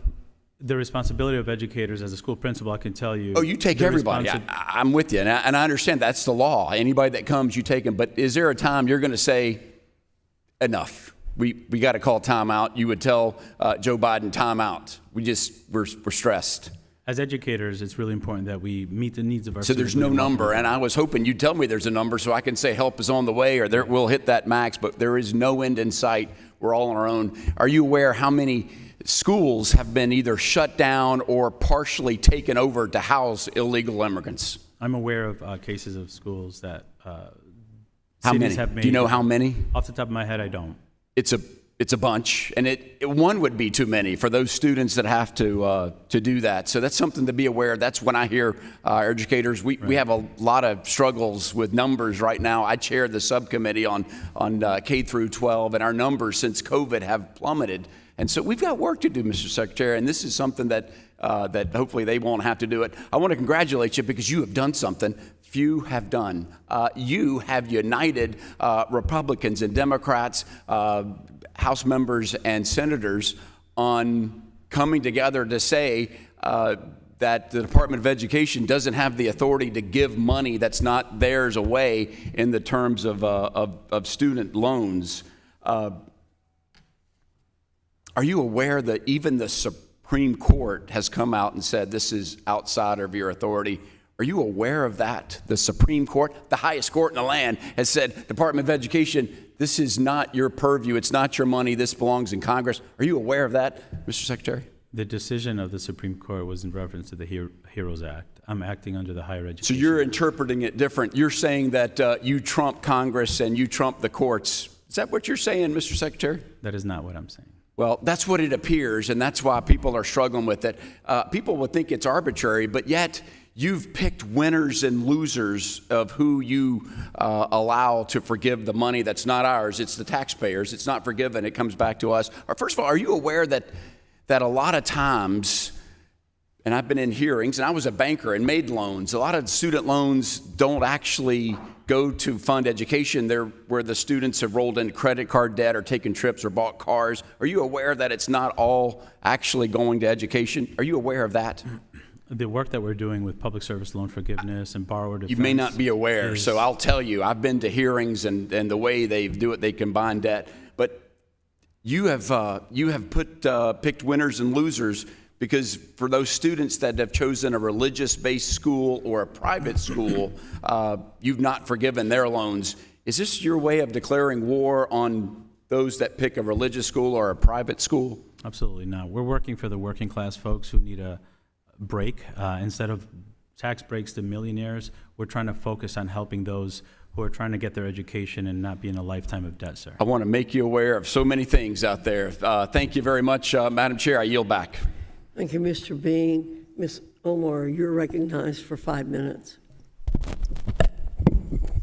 It's good to see you, Mr. Secretary. Thank you so much for joining us. I got a little jealous about everybody thanking you for coming to their district, so we should soon see you in CD5. I wanted to talk a little bit about the rise in targeting and harassment of students on campus that are protesting against the genocide that's taking place in Gaza, including Jewish students, Black, Brown, Arab, and Muslim students. Emotions and fears are running high as students of all backgrounds say they are fearful of escalations of anti-Semitism, Islamophobia, and bigotry. My office has received countless stories from Jewish students, Arab students, Muslim students who have been targeted, harassed, and alienated on campus just because they are standing against the genocide that's happening in Gaza. I know that you've been meeting with students, parents, and leaders. Is there something that you can share with us about the rise of anti-Semitism and Islamophobia on college campuses? Yes, thank you for the opportunity.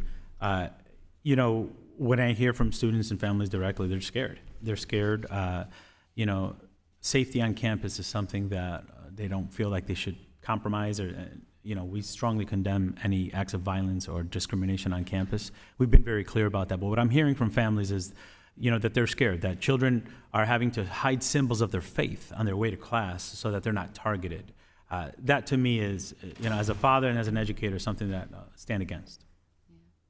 I know that the administration has condemned a lot of speech on campus. What I have not heard be condemned is statements like kill all Muslims, kill all Arabs, level Gaza. Do you condemn those kind of comments? Absolutely. Thank you. Will you give your commitment to this committee and the American people that the department will investigate complaints of Islamophobia, Palestinian, anti-Arab, and anti-Muslim discrimination? Yes. Thank you. What additional support could Congress provide for you to be able to ensure robust oversight and investigation and accountability is carried out? No, thank you for that. We're asking for a $22 million increase in our budget. We were flat funded last year. In 2009, we had 58 more investigators and a third of the cases that we have today. In 2019, there were 10,000 cases a year. 2021, 22, there were 19,000. The increase is extremely high. We need additional investigators to close out these cases and make sure we're providing support to our students. Do you have an idea of the number of cases that are pending at the moment? We have 145 cases on shared ancestry open. On college campuses? On college campuses, yeah. I want to pivot. Last time you were here, I asked you about the Mohela frustration that a lot of borrowers were experiencing, feeling like their rights were being violated. We talked about how concerned I was about renewing their contract. I know that the department has done some work in taking some of the cases off. It seems like that you all are going through some processing pauses as the transition happens. How are you ensuring that the borrowers do not have an interruption as the transition and the pause continues? Sure, thank you for that. And let me just go back to, we have 145 open cases, 100 cases since October 7th, and they may include K-12, but 100 cases since, and I believe those are college. I can get that information to you. We are transitioning some cases, as Mohela requested, to other servicers. We're communicating with borrowers to try to minimize disruption for public service loan forgiveness. Okay. And I'm wondering how the department is planning to make sure those that remain with Mohela are able to receive a better service. Well, look, I think part of fixing the broken higher education system is making sure that we're looking at it from the perspective of the consumer. We need to improve student borrower services, really. And part of that, a lot of the work that we're doing at FSA and just contracting is to improve services. We're also holding folks accountable, all servicers. And there have been payments that we've withheld because the services weren't great to our borrowers. So we are holding them more accountable, and we're providing more resources. And as you mentioned with Mohela, we're moving some cases over at their request to make the process smoother for our borrowers. Wonderful. Thank you. I yield back. Thank you. Thank you. Mr. Burleson, you're recognized for 5 minutes. Thank you, Madam Chair. Mr. Secretary, since coming to Congress, I have been really, when people ask me what are your thoughts, one of the things that I've taken away from this place and tried to convey back home is a shocking amount of espionage and activity from foreign adversaries into the United States. And some of those briefings that we've had included here in the Education Committee, particularly when it comes to China and their involvement and their form of elite capture that occurs. And so my question has to do with Section 117 of the Higher Education Act that mandates that the universities and colleges must report twice each year to the Secretary whenever they receive foreign monetary or non-monetary gifts in excess of $250,000, correct? Correct. Okay. In October of 2020, the Department of Education under the Trump administration conducted a study, and they issued a report entitled Institutional Compliance with Section 117 of the Higher Education Act of 1965. This is the copy of the study. I'm sure that you reviewed that study before. I've been briefed, yes. Yes. Madam Chair, I'd like to enter this into the record if that's possible. Without objection. Thank you. So in this study, they document a shocking number of universities and colleges that were out of compliance with Section 117. Do you have any comments regarding that? Yeah, thank you. I share your concern. I'm a big believer that we have to stop any foreign influence in our schools. We're committed to that, and we're committed to working with you to make sure that we communicate what we're doing on that. I can tell you that the Department of Education has taken it seriously. We provided foreign gifts, reports of over almost 39,000 foreign gifts that were given to universities, over $21 billion. So this is something that we communicate openly. We believe in the transparency.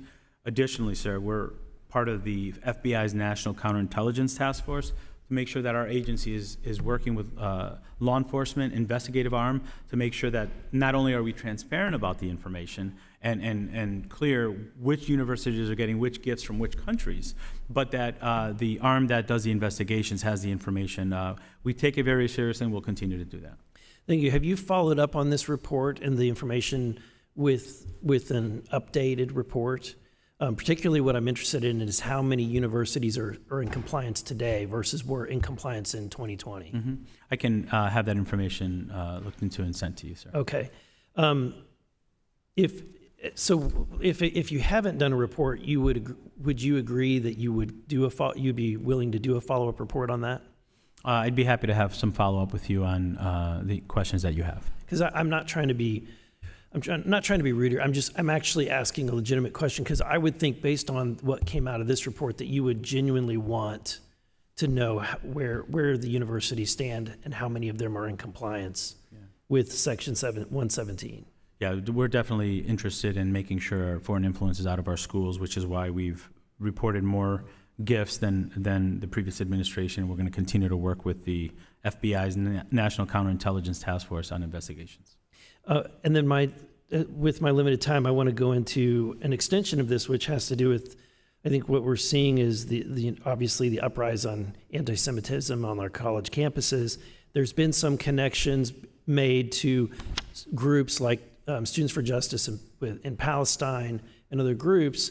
Are you investigating any foreign involvement or connections between foreign entities and funneling money into some of these groups? Thank you. Currently, we have 145 open investigations. Many of them are shared ancestry. What I can tell you is when we initiate an investigation, information comes out during the investigation that might move the investigation or broaden it. So while I can't comment specifically on your question, I can tell you that that's within the scope of information that we receive from schools, and if that is part of our investigation request, then it's something that would be investigated. And these groups, they can receive the money, but only directly through the universities. Is that correct, or can they receive money directly from the outside? I could have my team follow up with you on that information. Okay, that would be good to know. Sure. Thank you. My time has expired. Thank you, Mr. Burleson. Mr. Scott, you're recognized for 5 minutes. Thank you. Excuse me.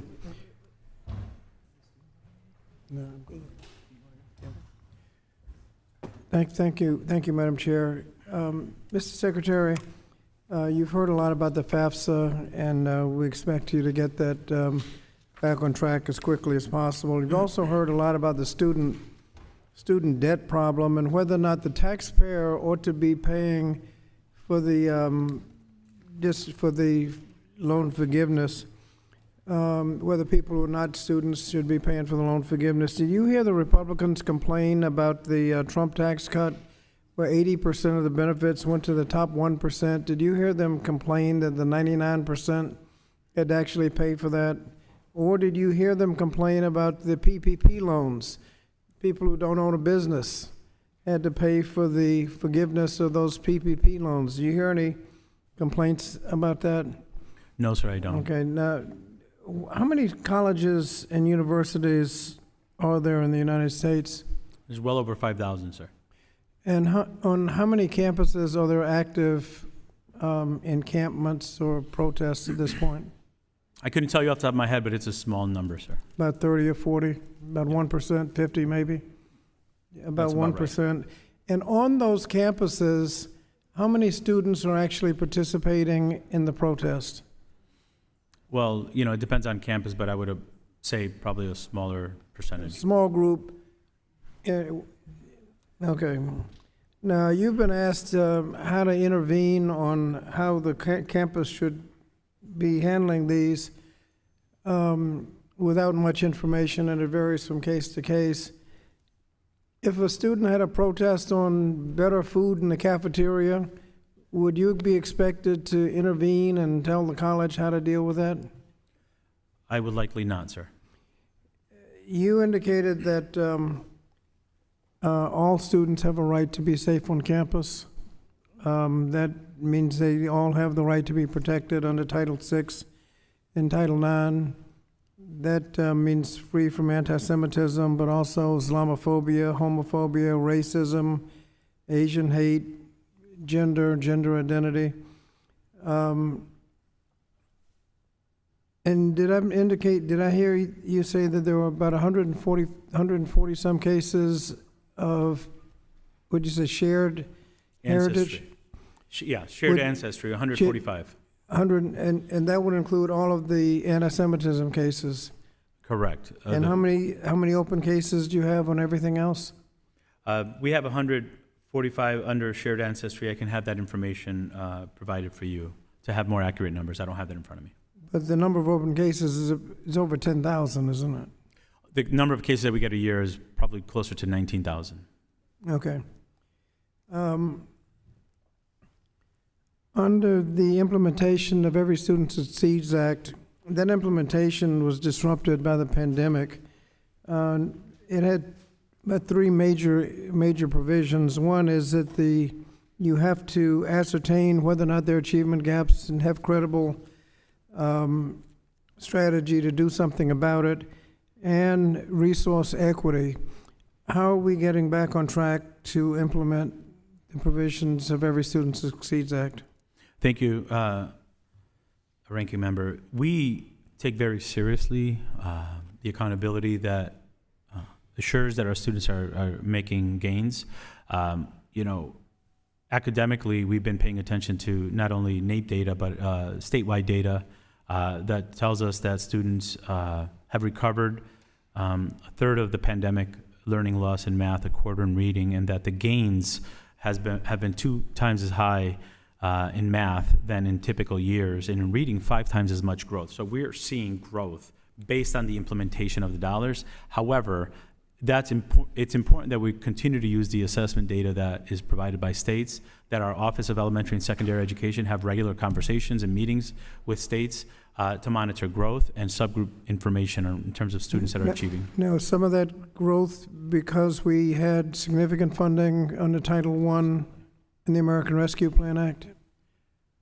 Sir, I would say as a teacher and principal, it was because of the additional funding and the great use by our educators in the field. I just have, I guess, I have several other questions I'll submit, but can you say a word about after-school program funding? They're critical, and we have to do better as a country. In our grant, in our proposal, we have funding for after-school programs to reduce summer slide. We have to do better. We can't go back to where we were. Thank you, Madam Chair. Thank you, Mr. Scott. Mr. Moran, you're recognized for 5 minutes. Thank you, Madam Chairwoman.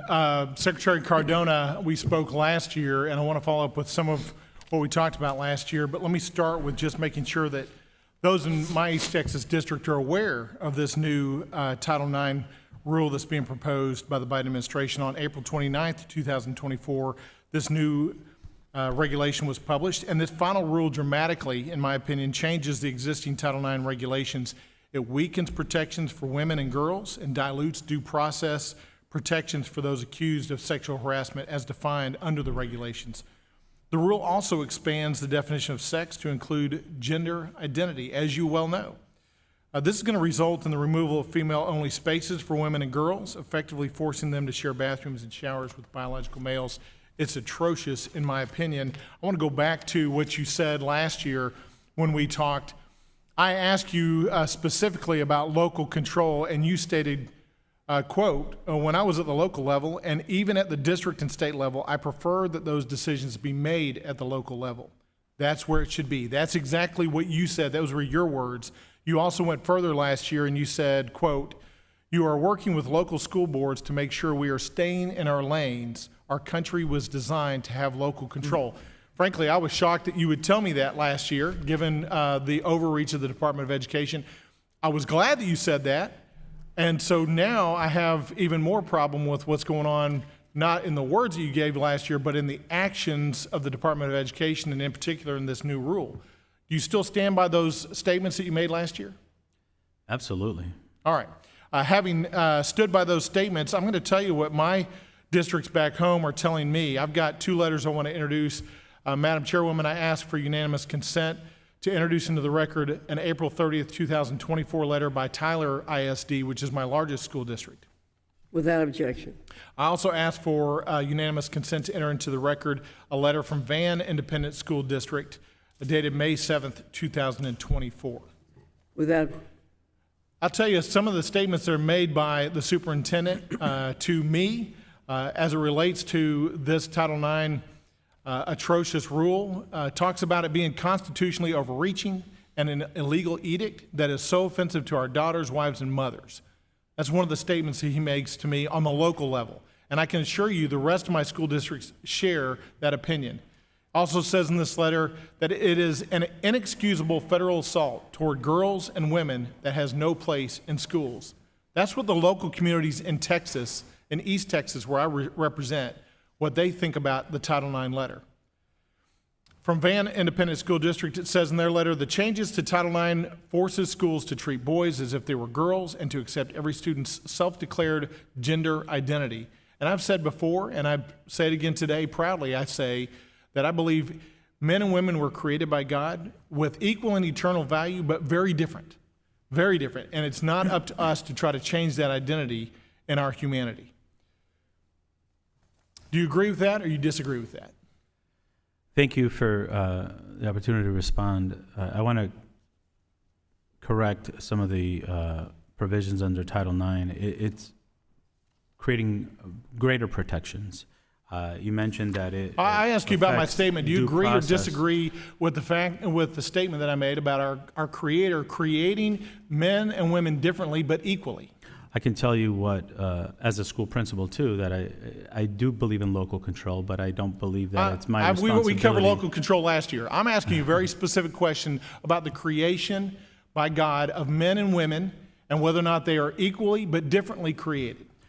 It's my responsibility to protect all students, not just the one that some people pick and choose. Well, that should be an easy question. We've seen this before. People sit before our panel. We've seen it with the college presidents here recently, where there are moral truths, there are moral foundations that seem very evident to a lot of folks, that people that somehow sit in your chair cannot answer directly. It's atrocious, in my opinion. I want to end my statement today, because this is Teacher Appreciation Week, by saying this, because I do appreciate all of the hard work that all of our teachers across this United States actually does for our students day in and day out. In the state of Texas, there are well over 300,000 teachers that serve our 5 million students. I've met with a lot of teachers across my district, and just like you said last year, they don't want the federal government telling them how to do their job and what their job is. It's unfortunate that this administration continues to do just that and issue rules and regulations that are contrary not just to local control, but frankly, morality. With that, I yield back. Thank you. Ms. Stevens, you're recognized for 5 minutes. Thank you, Madam Chair, and it's so great to see you, Mr. Secretary. I'm absolutely in awe of not only your work with the Department of Education, but just really your performance here today. You are so good at answering questions very clearly and succinctly, and I also appreciated your written testimony, but I'd just like to reflect too, there are so many critical topics that intersect with your purview, and we appreciate that you're here to review the President's annual budget proposal and answer some of the questions from us. Earlier this term, I introduced the AID Act, the Student Aid Act, to make yet again another adjustment to FAFSA, recognizing that there are parents of students going to college, parents who still have student loan debt themselves, but yet their student doesn't qualify for financial aid. And I came up with this idea while knocking doors in Hazel Park, Michigan, and I reached a UAW household. Both mom and dad work with the UAW in various automotive plants around Metro Detroit, and Dad had said to me, Haley, we're so excited to send our kids off to Michigan State, but yet we didn't qualify for financial aid, even though I'm still sitting on tens of thousands of dollars of student loan debt myself. So it's a bill that's received a lot of support from my colleagues. I just wanted to put it on your radar. I also wanted to remind you that in Michigan, our governor, who has been so dedicated to the plight of educators in our schools and has really accomplished some incredible things. Free and reduced lunch for all. I know that's within the Department of Agriculture largely, but it's something that you care deeply about. Free pre-K as well as free and affordable two-year degree programs, particularly at the community college level. And then lastly, in Michigan, we have been rocked by school shootings. Michigan State, in February of 23, and of course the Oxford school shooting. Students at Oxford High were in middle school when I was marching for their lives in Detroit after the Parkland shooting. And we know that we have a great runway following the bipartisan passage of a gun safety bill, and particularly additional resources that are going to communities to tackle school shootings. Sir, I just want to commend you for your leadership, and thank you so much. And then with my remaining time, I just wanted to give you a few minutes to talk about your work and the administration's work, and particularly with the budget on funding for IDEA. Really near and dear to my heart, something that I have rallied all of the Oakland County school system around in terms of full funding for IDEA. But just wanted to get some of your input here on better coordination of services, what we'll get from this budget proposal. Thrilled to see some of the numbers in here with 15.4 for IDEA, as well as some of the different components that are coming down. Yeah, thank you for that opportunity. First of all, let me just say, working as a teacher and a school principal, I remember countless meetings with families, parents whose children are receiving special education services, and it was really important to remember that they receive the core curriculum first, right? They're students first, and then they get extra support. We are asking for an increase in IDEA to get us to I think it's like 10.7% of the funding of it in FY24. So the increase is 10.3 for 25. We recognize that this is not yet keeping with what the federal commitment was set to be, but we are seeking more dollars than has ever been asked before. The students and families deserve it. We know caseloads of special education teachers across the country is exceedingly high, which prevent our students from getting the individualized support that they need. So IDEA support for students with disabilities is critical for us in our budget and the work that we do ahead. Yeah, and we recognize that the president makes a series of trade-offs when proposing his budget, and it is our responsibility here in the Congress as authorizers on this committee who knock on the door of the appropriators to really push for that original mandate, that 50-year mark that we're about to hit of fully funding special education in the United States of America. This will be a game changer for our schools, our educators. I certainly call on my colleagues on the other side of the aisle to push for that as appropriation season is upon us. And with that, Madam Chair, I yield back. Thank you. Ms. Stevens. Ms. Chavez-DeRemer, you're recognized for 5 minutes. Thank you, Madam Chair. Secretary Cardona, it's been a busy time for you, and in this time in history, not for very good reasons. This committee is unsettled by the failures of both you and your staff in handling the FAFSA debacle and rising anti-Semitism on college campuses. But I want to start with the FAFSA. Over the past months, my district has been handling a high number of cases for parents seeking help with the FAFSA and how to deal with your department. They can't get a real person on the phone. They spend hours on hold and eventually are told their issues are technical glitches with zero guidance on what the next steps might be. All the while, their kids missed early acceptance deadlines because they didn't know how much financial aid they were going to be working with. That part really frustrates me. Actually, when I think about, do I get mad about certain things? Those are the kind of things of unresponsiveness.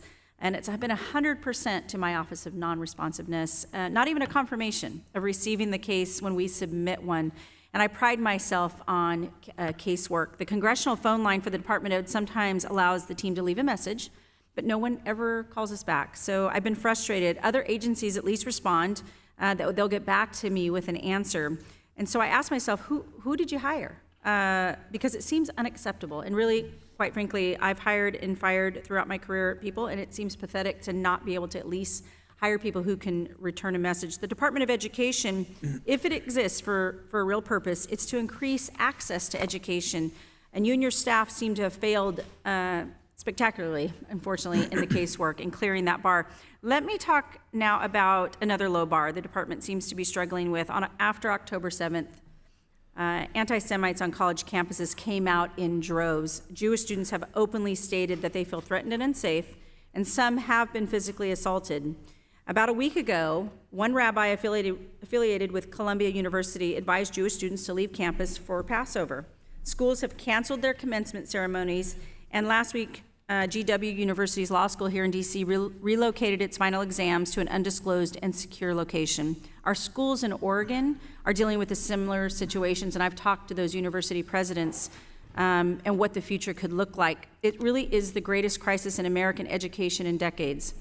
Last week, before a Senate Appropriations Subcommittee, you mentioned the department's Office of Civil Rights roughly had 145 investigations into the universities and schools and the school districts for potential Title VI violations. This, of course, is the legal basis for investigations and actions regarding discrimination based on race or religion. In this case, countless Jewish students. You somewhat touched on it today, but what is the timeline for the resolution of these investigations, and when will penalties, if appropriate, be announced and imposed? And I really would hope that you don't answer, if you give us more money, you'll have those answers. Thank you for the questions. I agree with you that hate has no place on our campuses and we must act. I just want to go back and say this is the administration that reopened schools, provided debt relief, and overhauled a 40-year-old FAFSA system. And while delayed, we are working 24/7 to serve the people that you represent. And I'm committed to making sure you have information. I'll ask someone from my team to reach out to you this week on your questions. With regard to the anti-Semitism, it's unacceptable. And we take a very strong stance on that. We have more cases open. We've closed more cases than the last administration already. We're committed to it. We have guidance within 2 clicks of our website that provides a Dear Colleague letter that was sent out today, a letter that I sent out Friday. This is something we take very seriously as well. Thank you. And so the reason these investigations are important to get through is because it really doesn't seem to protect students when they need it most, and that's immediately. On December 6th, you received a letter from the leaders of the Jewish Orthodox Jewish Congregations of America. They asked you to issue that guidance. And I was glad to see this morning that you issued that new guidance for the administrators from pre-K to post-grad to fulfill those Title VI obligations. Mr. Secretary, exactly how many forms of guidance have you now circulated since October 7th? We've had over 100 actions, and I can tell you with the guidance, I have to say at least 3 or 4 that I can think of off the top of my head. There could be more. Visit ed.gov, click on supporting campus safety. Thank and you. There's a whole list there for yourself and your constituents. Thank you. It also says schools have a legal responsibility to address the discrimination against those students. And it sounds like that you would include when protesters shout from the river to the sea at Jewish students. And yet, out of roughly 10 reference examples this new guidance provides, the chant is never mentioned. So 2 final questions before my time is up. Does the department recognize that screaming from the river to the sea at Jewish students is a call for genocide? And 2, if schools do not follow this guidance, will you impose penalties such as withholding funding, as you committed to Congresswoman Manning that you will do that? Calls for genocide are abhorrent, and we stand against those. And if brought will forward, you withhold funding, as you committed to Congresswoman Manning? If schools refuse to adhere to Title VI, absolutely. Thank you, Madam Chair. I yield back. Thank you. Mr. Smucker, you're recognized for 5 minutes. Thank you, Secretary. And I'm sorry, Mr. Smucker, and after your questioning, we will take a break and then come back. Thank you. Thank you, Secretary, for being here today. I'm deeply concerned about the fact that your department failed 2 financial audits for 2 consecutive years. After inspecting your department numbers, your independent auditor was unable to complete the audit, instead was forced to issue what's known as a disclaimer of opinion, which, by the way, hasn't happened in 2 decades, and is a really big deal in the auditing world. Your auditor said, in effect, that they had no confidence in your numbers and how the department carries out estimates and assumptions for the direct and FFEL student loan portfolios. My staff followed up and spoke with your auditor and learned that during the course of the 2023 audit, your department discovered 22,000 anomalies in the data. That is the basis for the student loan portfolio. And then, after doing additional investigation, your department discovered another 8 million anomalies in the data. This means that the underlying data you were feeding into the student loan portfolio was just simply filled with errors. So all in all, a very highly irresponsible financial management from the department, particularly of a $1.6 trillion portfolio owned by 43 million borrowers. If the department were a private bank, you would be held accountable to your investors and you'd be out of business by now.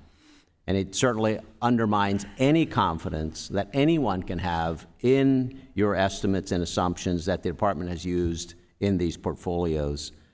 Why should the Department of Education and the Office of Student Aid be treated any differently than a private financial institution? Thank you for the questions. I agree with you. That's really important to make sure that we're up to date on our financial audits. And I just want to correct the statement. It wasn't a failure. It was a disclaimer of opinion. Those are two different things based on the information that they were provided. We're doing new things that have never been done at the Department of Education. Number two, the errors in the data. You're absolutely right. I'm proud that our team found this and is correcting it. It's been there for several administrations. It was our team that found it and is fixing it. We operate on 0.2% of a budget for a $1.6 trillion portfolio. We're not being treated like other banks. So what we're asking is for a modest increase in our budget. You're not being treated how?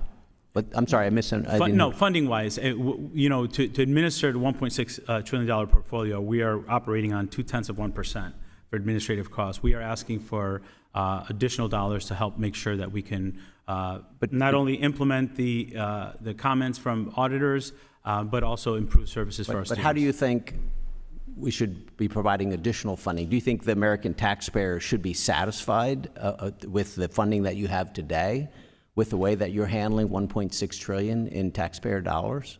We found the errors and we're correcting that. We're providing better services, and it's our goal to do a better job providing services for our borrowers.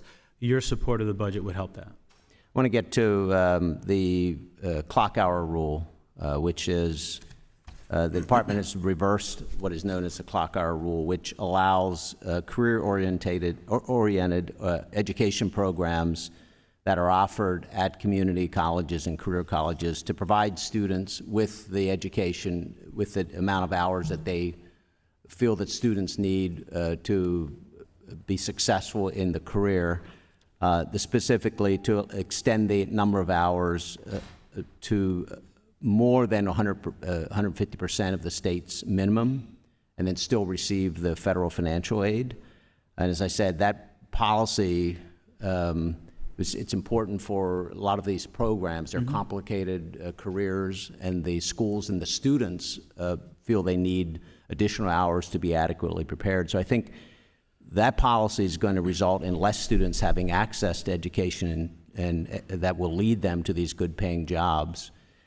In response to industry concerns, the department announced that it will use, and I quote, enforcement discretion when enforcing the rule between July of 2024 and January of 2025. But there's no guarantee for schools that they'll be given the time they need to get all the necessary approvals by state legislators, accrediting agencies, and federal regulators. So first, why the policy in the first place? Why would the government mandate that schools can only offer a bare minimum of hours to students? Thank you for that question. Look, I think we're on the same page. We want to make sure we have opportunities for students to engage in, whether it's CTE or industry-connected fields. We want to make sure that while we're providing greater opportunities, we're also providing high-quality programming. But what I'm hearing from you is that there's some concerns, and we want to make sure that we're listening and responsive to the concerns. So I'll ask my team to follow up. I want to ask one additional question. I'm running out of time. You mentioned discretionary enforcement. I don't know exactly what that means. Can you simply delay the full implementation of the rule until January 2025? Thank you, sir. We'll take that into consideration, and I'll have my team follow up with you on those. Thank you, Mr. Secretary, and I yield back. Thank you, Mr. Smucker. We do have members who are coming back after votes, so we're going to take a break right now for votes, and we will be back 5 minutes after the third vote begins.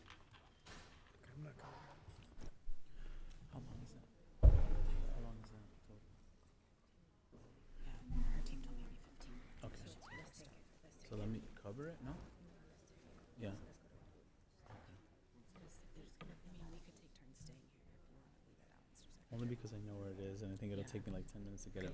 Read.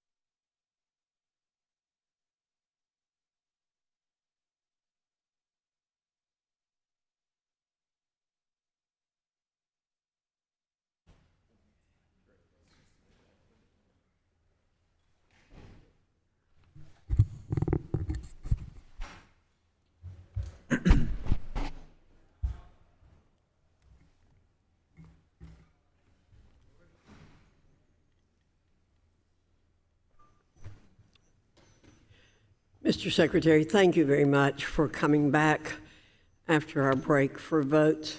I now recognize Mr. Comer for 5 minutes. Thank you, Madam Chair, and thank you, Secretary Cardona, for being here today. You acknowledge in your testimony that a budget is a statement of values.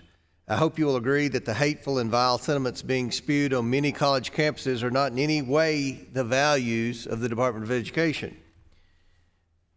Over the last several years, we have seen university presidents begging for assistance from local law enforcement, including those like George Washington University, facing resistance from local elected officials several blocks away here in Washington, D.C. And I know that because I met with the university president last week.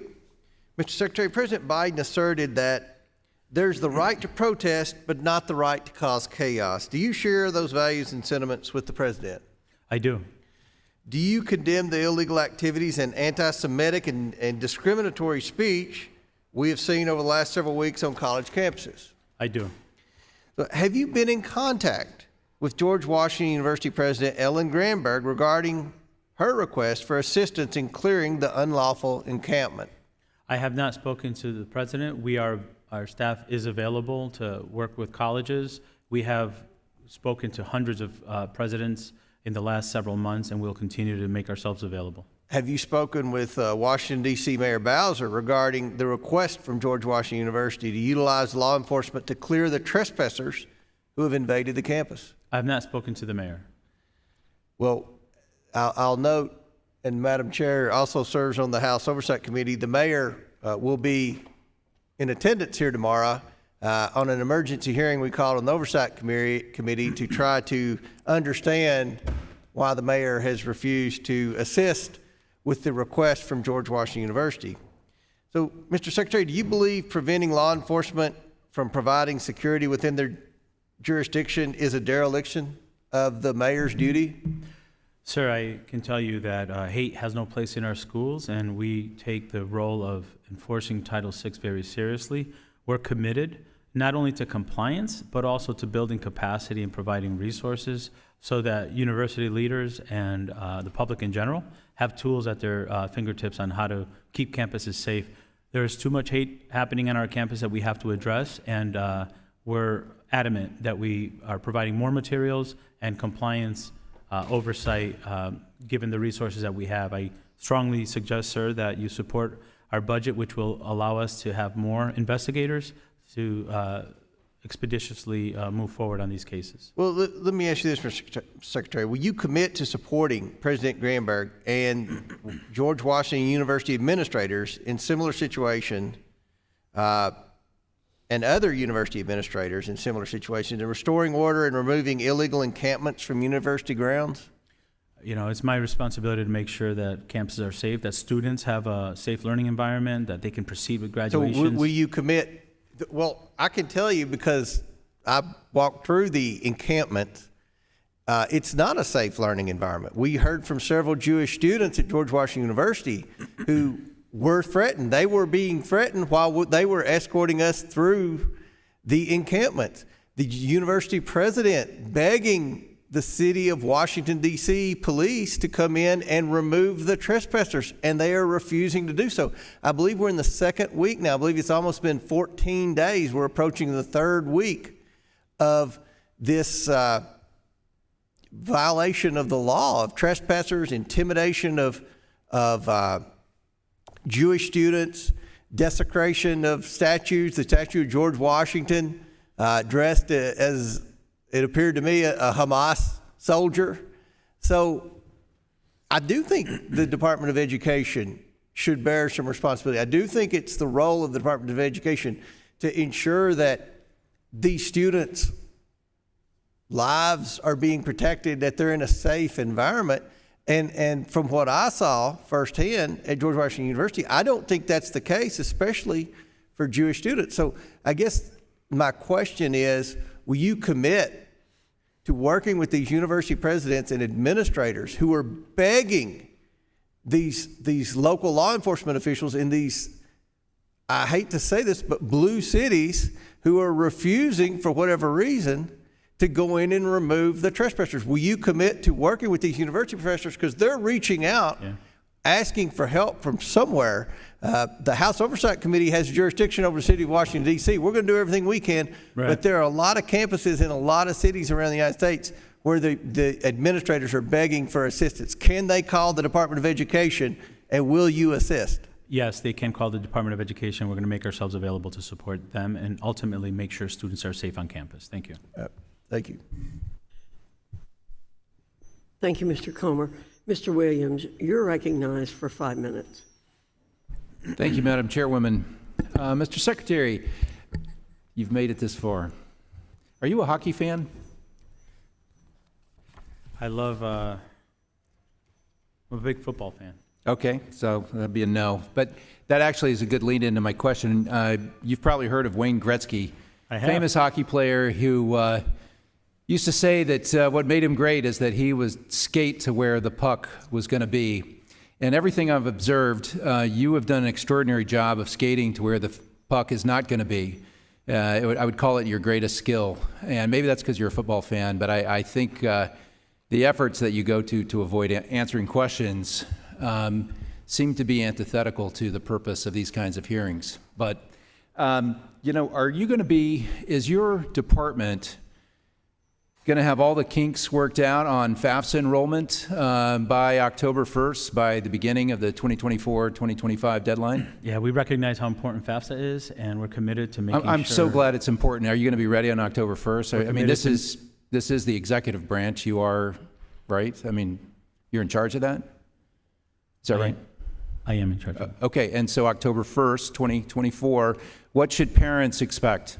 My expectation is that FAFSA will be ready to go and that they're going to have information on. Are you committing to that? I mean, these are parents are planning. Are you committing October 1st, 2024? Man, that FAFSA thing, a year late, I'm sorry, but it's going to work? As I said before, and I repeat it again, I'm making sure that the staff knows this is the highest priority and that it's my expectation that on October 1st it's ready. Do you have the authority to make things happen in your department? Yes. You're certain? The answer was yes. Okay, good, thank you. One of the things that I've seen is that we have campuses that are essentially being burned down on Title IX issues, and on Title VI issues, and you're spending a lot of time on rewriting Title IX issues. We have Jewish students afraid to go to classes. We have disruptions, classes being canceled, commencement being canceled. Which of these accomplishments are you most proud of? This morning we issued a Dear Colleague letter for college leaders. Friday I submitted a letter to 5,000 leaders. We are committed to ensuring Title VI is adhered to. We have more investigations on shared ancestry, and we're working diligently to move those investigations to completion. Your support of the budget would be helpful. And so we're committed also to providing resources to universities on how to comply with Title VI. A little late, isn't it? Don't you think? No, we didn't just start this. This is like our third set of guidance. I would ask you to visit the resource page that we put together with input from parents, students, Jewish leaders, and university I'll be leaders. happy, in good faith, I'll be happy to do that. You mentioned your budget, that you're asking for an increase of $3 billion, is that right? For FSA, are you saying for the federal student aid? I don't think it was, Or in general, I thought it was for yes. the whole thing. Yes. Yeah. So, and you're cutting charter schools by $40 million, is that correct? No, we're proposing a reduction of $40 million to the charter schools grant. What's the difference between your cutting by $40 million and you're proposing? Well, Help me do that, because this is where the puck is, and it's sort of opposite of Sure. the use of the English language that I've grown Sure. accustomed. Well, that's fine. So we're proposing $40 million decrease to the budget that we had before. Students in my district, and particularly in some of the poorest neighborhoods in my district, there's waiting lists to get on charter schools, and they depend on this. I understand from your previous testimony that it won't cut any services to charter schools. I think that was your representation in testimony today. Is that right? Is that your charter expectation? school grant that we operate, which is still the largest competitive K-12 grant that we have, we would not see a reduction in CSP awards, correct? Well, I encourage you to stick with football because hockey's not going to be your sport. Thanks so much for your time. I yield back, Madam Chairwoman. Thank you, Mr. Williams. Ms. Omar, do you have a closing statement you'd like to make? Our education system must break down barriers, not create them. We must ensure that every student, regardless of zip code, has access to equitable and high-quality education. Yet, as we near the 70th anniversary of Brown versus Board of Education, it is disheartening to see racial and economic segregation persist in America's schools. Secretary Cardona, a good quality education should be a right afforded to every student. Thank you, and to the Biden and Harris administration. We have seen great strides in our K-12 and higher education system. While Democrats continue to push for progress, our efforts have been dampened by Republicans' extreme culture war-fueled agenda. We must prioritize meaningful solutions over harmful and divisive rhetoric. We must put people over politics. As we move forward, Democrats are committed to supporting the department to reflect our commitment to an equitable education. Thank you, and I yield back. Thank you, Ms. Omar. I now recognize myself for a closing statement. Mr. Secretary, you admitted here today that college graduates earn over $1 million more than those who don't go to college. Let me repeat that. In your own words, college graduates are wealthier. So why in the hell should Americans who have chosen a less expensive path to a career pay the student loan bill of their wealthier peers? From the regressive and inflationary repayment pause you continued for over 3 years, to blanket bailouts for borrowers making over $300,000, to your so-called SAVE plan that ensures lawyers and those with advanced degrees pay back a fraction of what they owe, your department is simply transferring wealth from disadvantaged families you claim to care about to your political donor class you need to help you win this year's election. It's shocking how much the debt cancellation agenda has steered your ship. And despite all of this, your department's FY 2025 budget request shows that under your leadership, students will default at greater rates going forward than those who borrowed at the peak of the COVID-19 pandemic. If that truly is the case, I don't know how to characterize your tenure other than an abysmal failure. Now I want to turn to anti-Semitism. You unequivocally condemned anyone saying, "Kill all Muslims." Good for you. We all should condemn that. And yet, when given multiple opportunities, you wouldn't condemn from the river to the sea, nor would you condemn calls for campuses to eliminate Hillel. How can the Jewish community in this country trust you to address anti-Semitism on campuses if you have such double standards about anti-Semitism? Americans are waking up to the radicalism on campus and the radical progressive agenda that has consumed the Department of Education. And thank God they are. With that, I adjourn the committee and thank the Secretary for being here. Thank you.